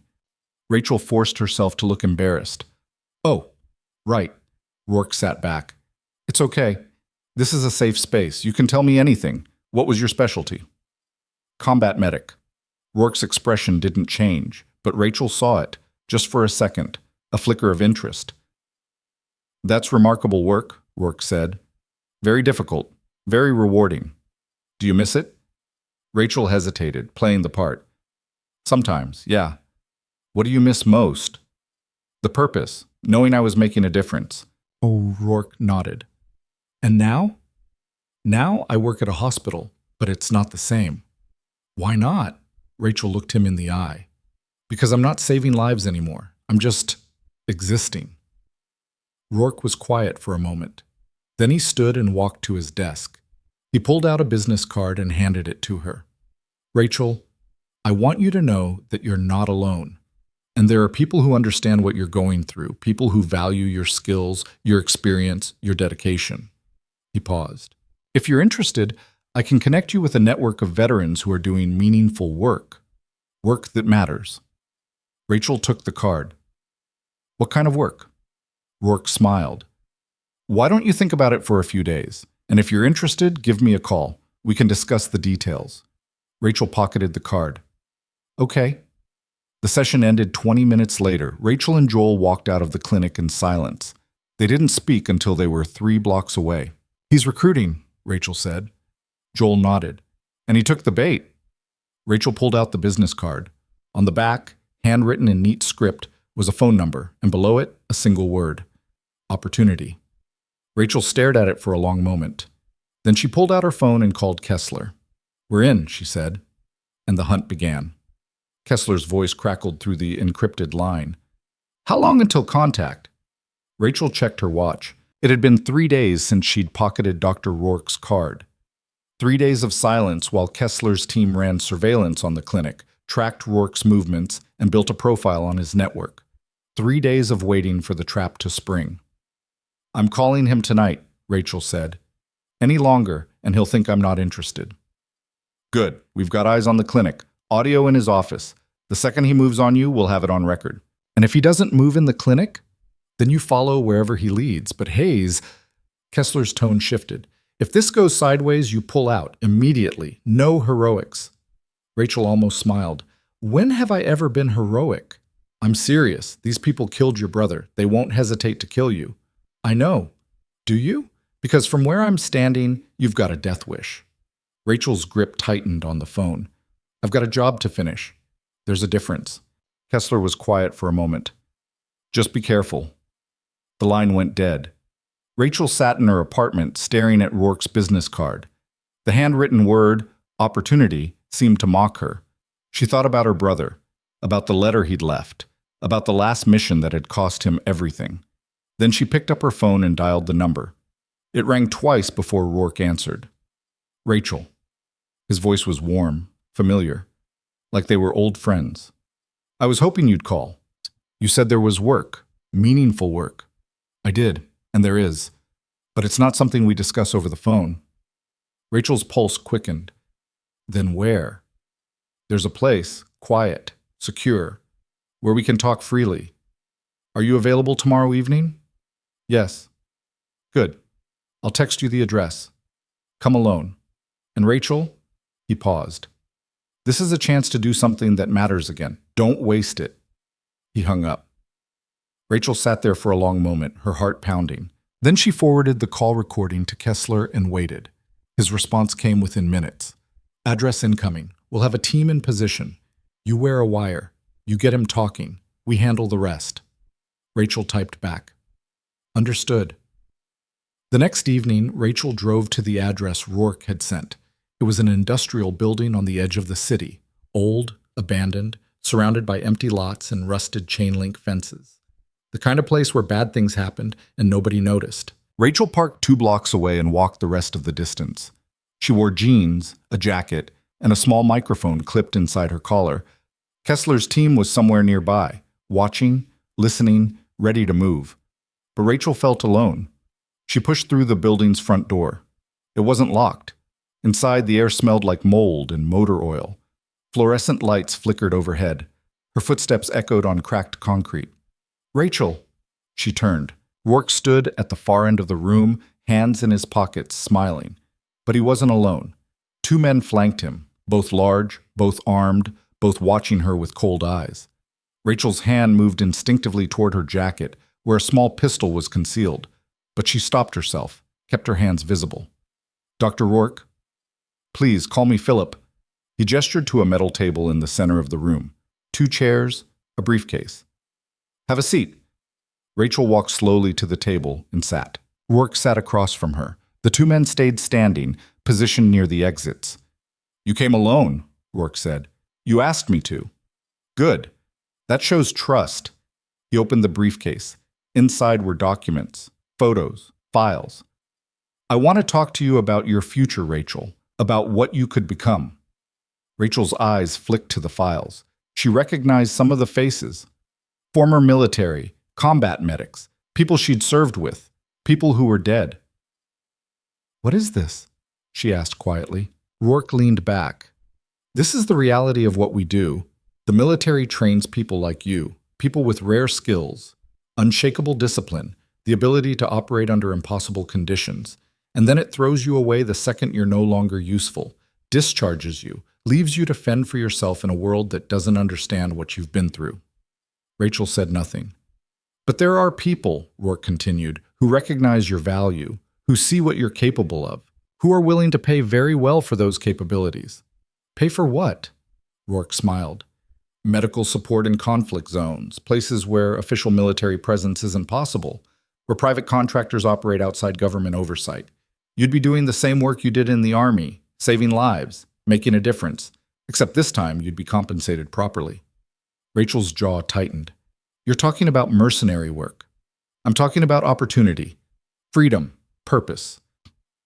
And if I say no, Rourke's smile faded.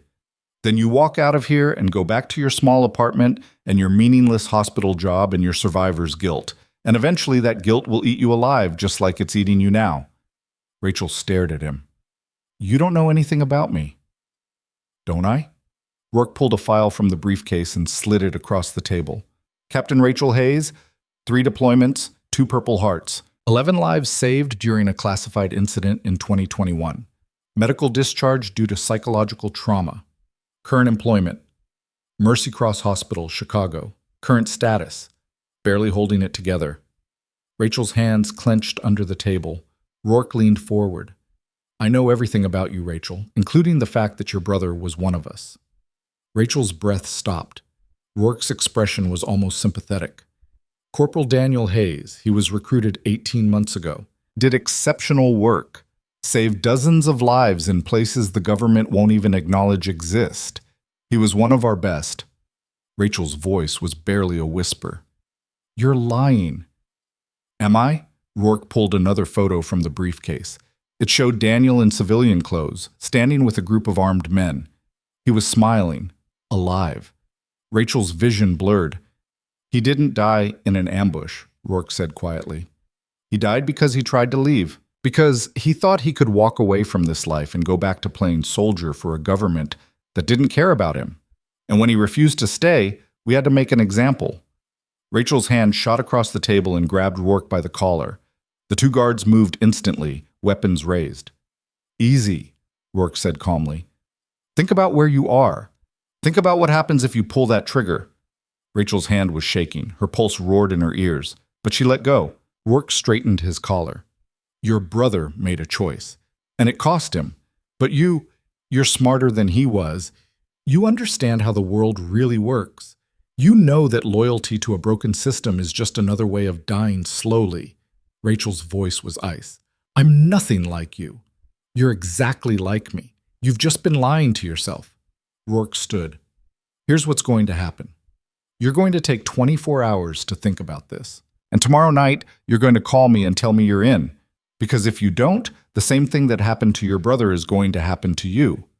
He gestured to the guards. Show her out. One of them grabbed Rachel's arm. She jerked free, stood on her own, and walked toward the door. But as she passed Rourke, she stopped. You made a mistake, she said quietly. Rourke raised an eyebrow. What mistake? You told me the truth. Then she walked out. The second Rachel was outside, she pulled the microphone from her collar and spoke into it. Did you get that? Kessler's voice came through her earpiece. Every word. We've got him on conspiracy to commit murder and espionage. Federal agents are moving in now. Rachel heard the sirens before she saw the lights. 6 black SUVs roared into the lot, surrounding the building. Armed agents poured out, shouting commands. Rachel stood in the shadows and watched. The 2 guards came out first, hands raised. Then Rourke, looking calm even in handcuffs. He saw Rachel standing there. Their eyes met, and Rourke smiled. This isn't over, he called out. You think I'm the one in charge? I'm just the recruiter. The people I work for, they're untouchable, and they're going to come for you. Rachel walked toward him, stopped 3 feet away. Let them try, she said. Then she turned and walked away as the agents dragged Rourke into one of the SUVs. Kessler was waiting at the edge of the lot, leaning against his car. You did good, Hayes. Rachel didn't feel good. She felt hollow. Did we get the others? The network? We're working on it. Rourke's files are giving us names, locations. We've already made 4 more arrests, but you're right. He's not the top. There's someone above him, someone funding this whole operation. Then we go after them. Kessler studied her. Rachel, you've done enough. You got justice for your brother. You stopped a network that's been operating for years. You've earned the right to walk away. Rachel looked back at the building, at the place where her brother's killer had just confessed to murdering him. I can't walk away, not until it's finished, Kessler sighed. Then at least take a few days. Rest. Process what just happened. Because what comes next is going to be even harder. Rachel nodded, but she knew she wouldn't rest. Because somewhere out there, the person who'd ordered her brother's death was still free, and Rachel wasn't done hunting. 3 days later, Rachel received a package at her apartment. No return address, no markings. Just a plain box left outside her door. She carried it inside, set it on the table, and opened it carefully. Inside was a single folder. And a note. The note was handwritten, neat, professional. You've made quite an impression, Captain Hayes. Doctor. Rourke was a useful asset, but ultimately expendable. You, on the other hand, are far more interesting. I've been watching your career for some time, your skills, your determination, your willingness to sacrifice everything for what you believe is right. Admirable qualities, qualities I value. I'm offering you a choice. Walk away now, and you'll never hear from me again. Or open the folder and see just how deep this goes. The decision is yours. But choose quickly. Time is running out. Rachel stared at the note for a long moment. Then she opened the folder. Inside were surveillance photos, dozens of them, all recent, all of her, walking into Mercy Cross Hospital, sitting in her car, meeting with Kessler, entering the veterans clinic. They'd been watching her for weeks, maybe months. And beneath the photos was a single document, a list of names. Rachel recognized some of them immediately. High-ranking military officials, government contractors, corporate executives, all people with the resources and connections to run an operation like this. And at the bottom of the list, highlighted in yellow, was a name that made Rachel's blood run cold. Colonel Thomas Brennan. The same Colonel Brennan who'd been her commanding officer, who'd signed off on her medical discharge, who'd called her 3 years ago and told her to disappear, who'd sent her back into this war. Rachel's hands were shaking. She pulled out her phone and called Kessler. "We have a problem," she said. "What kind of problem?" "The person running this network. I know who it is." Kessler was silent for a moment. "Who?" "Colonel Brennan." The line went dead silent. Then Kessler's voice came back, tight and controlled. "That's impossible. Brennan's been vetted. He's clean." "He's not." Rachel sent him a photo of the document. "I just received proof. He's been running this operation from the inside, using his position to identify targets, recruit operatives, eliminate threats." Kessler cursed. "If this is true, it goes all the way to the top. We're talking about a massive conspiracy. Treason at the highest levels." "I know. And if we move on him without ironclad evidence, he'll bury us both." Rachel's voice was hard. "Then we get the evidence." "How?" Rachel looked at the note again, at the choice she'd been given. "By walking into the trap." 2 days later, Rachel sat alone in a conference room at Fort Garrison, the same room where Kessler had first reactivated her commission, the same room where this had all started. But this time, she wasn't alone. Colonel Brennan sat across from her, his face unreadable. "Captain Hayes," he said, "I understand you've made some serious allegations." Rachel met his eyes. "Not allegations, facts." Brennan leaned back in his chair. "And what facts would those be?" "That you've been running a mercenary recruitment network, that you've been selling intelligence to hostile forces, that you've been targeting former combat medics who refused to join your operation, and that you ordered the death of my brother." Brennan didn't flinch. "Those are heavy accusations. Do you have proof?" Rachel slid the folder across the table. "Everything's in there. Financial records, communication logs, testimony from Dr. Rourke, and a list of every person you've recruited or killed in the past 2 years." Brennan opened the folder, flipped through the pages. His expression never changed. Then he closed it and looked up. "Impressive work, Captain. I always knew you were good, but this—" He tapped the folder. "This is exceptional." Rachel's jaw tightened. "So you're not denying it?" "Why would I? You already know the truth." Brennan stood and walked to the window. "The military is broken, Rachel. Underfunded, overstretched, sending soldiers to die in conflicts that serve no strategic purpose. And when those soldiers come home, the system abandons them, leaves them to rot. So you decided to profit off their suffering." Brennan turned. "I decided to give them a choice, a chance to use their skills for something that actually pays, something that matters. You killed my brother. Your brother killed himself the moment he tried to expose this operation." Brennan's voice was cold now. "He knew the risks. He chose poorly." Rachel stood slowly. "And you think I'm going to make a different choice?" "I think you're smart enough to see the bigger picture. You've been on the inside now. You've seen how we operate. You know we're not the enemy. We're the people who get things done when the government can't or won't. You're murderers.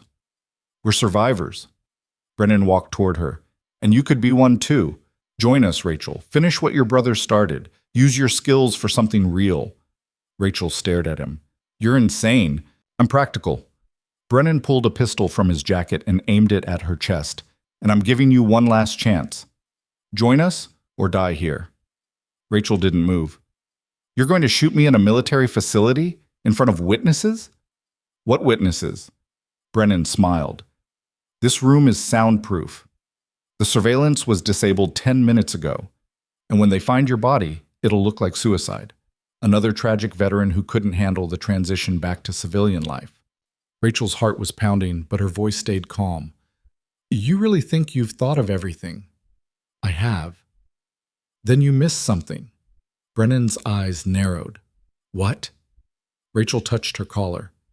I'm wearing a wire, and General Kessler has been listening to every word you've said for the past 5 minutes. Brennan's face went white. The door burst open. Federal agents poured in, weapons drawn. Drop the weapon. Hands in the air. Brennan hesitated. For one moment, Rachel thought he might pull the trigger anyway. Then he lowered the gun and raised his hands.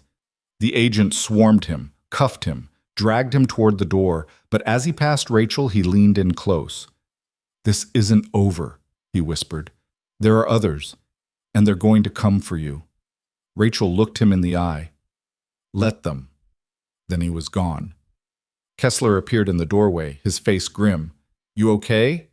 Rachel nodded. Yeah. That was reckless. It worked. Kessler almost smiled. Yeah, it did. He handed her another envelope. This is for you. Rachel opened it. Inside was a letter of commendation, a formal apology from the Department of Defense, and a certificate restoring her full rank and honors. You're officially cleared, Kessler said. Everything Brennan did has been documented. His network is being dismantled, and your brother's name is being added to the memorial wall at Arlington. Rachel's throat tightened. Thank you. Kessler nodded. What will you do now? Rachel looked down at the certificate, at her name, at the rank she'd earned and lost and earned again. I'm going back to Chicago, she said. There's a veterans clinic that needs a medical director, and I think I'm the right person for the job. Kessler extended his hand. Good luck, Captain. Rachel shook it. Thank you, General, for everything.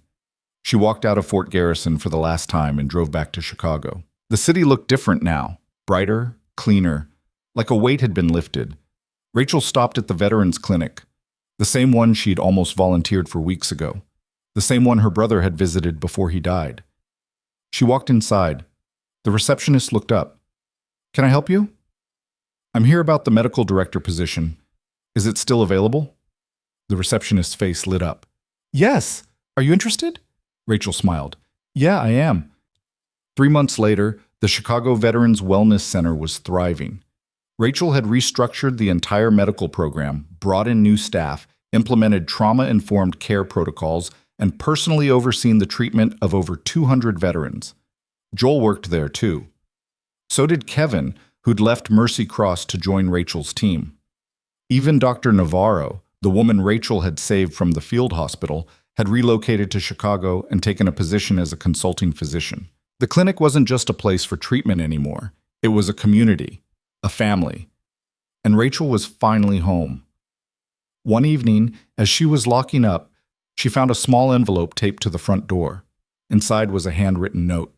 Thank you for not giving up. Thank you for proving that one person can make a difference. And thank you for showing me that strength isn't about never falling down. It's about getting back up every single time. You saved my life, and I'll never forget it. A grateful veteran, Rachel read it twice. Then she folded it carefully and slipped it into her pocket. She walked to her car, got in, and sat there for a moment, staring up at the clinic. She thought about her brother, about Malik, about everyone she'd lost. But she also thought about everyone she'd saved, everyone she was still saving. And for the first time in 3 years, she didn't feel empty. She felt whole. Rachel started the car and drove home. The radio played softly. The city lights blurred past her window. And as she pulled into her apartment complex, she realized something. She'd spent 3 years running from who she used to be, hiding, pretending, trying to disappear. But she'd been wrong. Because the woman who'd been mocked in that hospital wasn't weak. The woman who'd been underestimated wasn't broken. And the woman who'd been told she didn't belong had just proven that she belonged everywhere she chose to stand. Rachel Hayes wasn't hiding anymore. She was building. And the people who'd tried to destroy her had learned the hardest lesson of all. You don't survive by being the loudest. You don't win by being the strongest. You endure by being the one who refuses to quit, by being the one who gets back up, by being the one who fights not for glory or recognition, but for the people who can't fight for themselves. That was the lesson Rachel had learned. That was the truth she carried. And that was the legacy she would leave behind. Not as a soldier, not as a victim, but as someone who'd been counted out, written off, and left for dead, and who'd come back stronger than anyone thought possible. The quiet ones always do.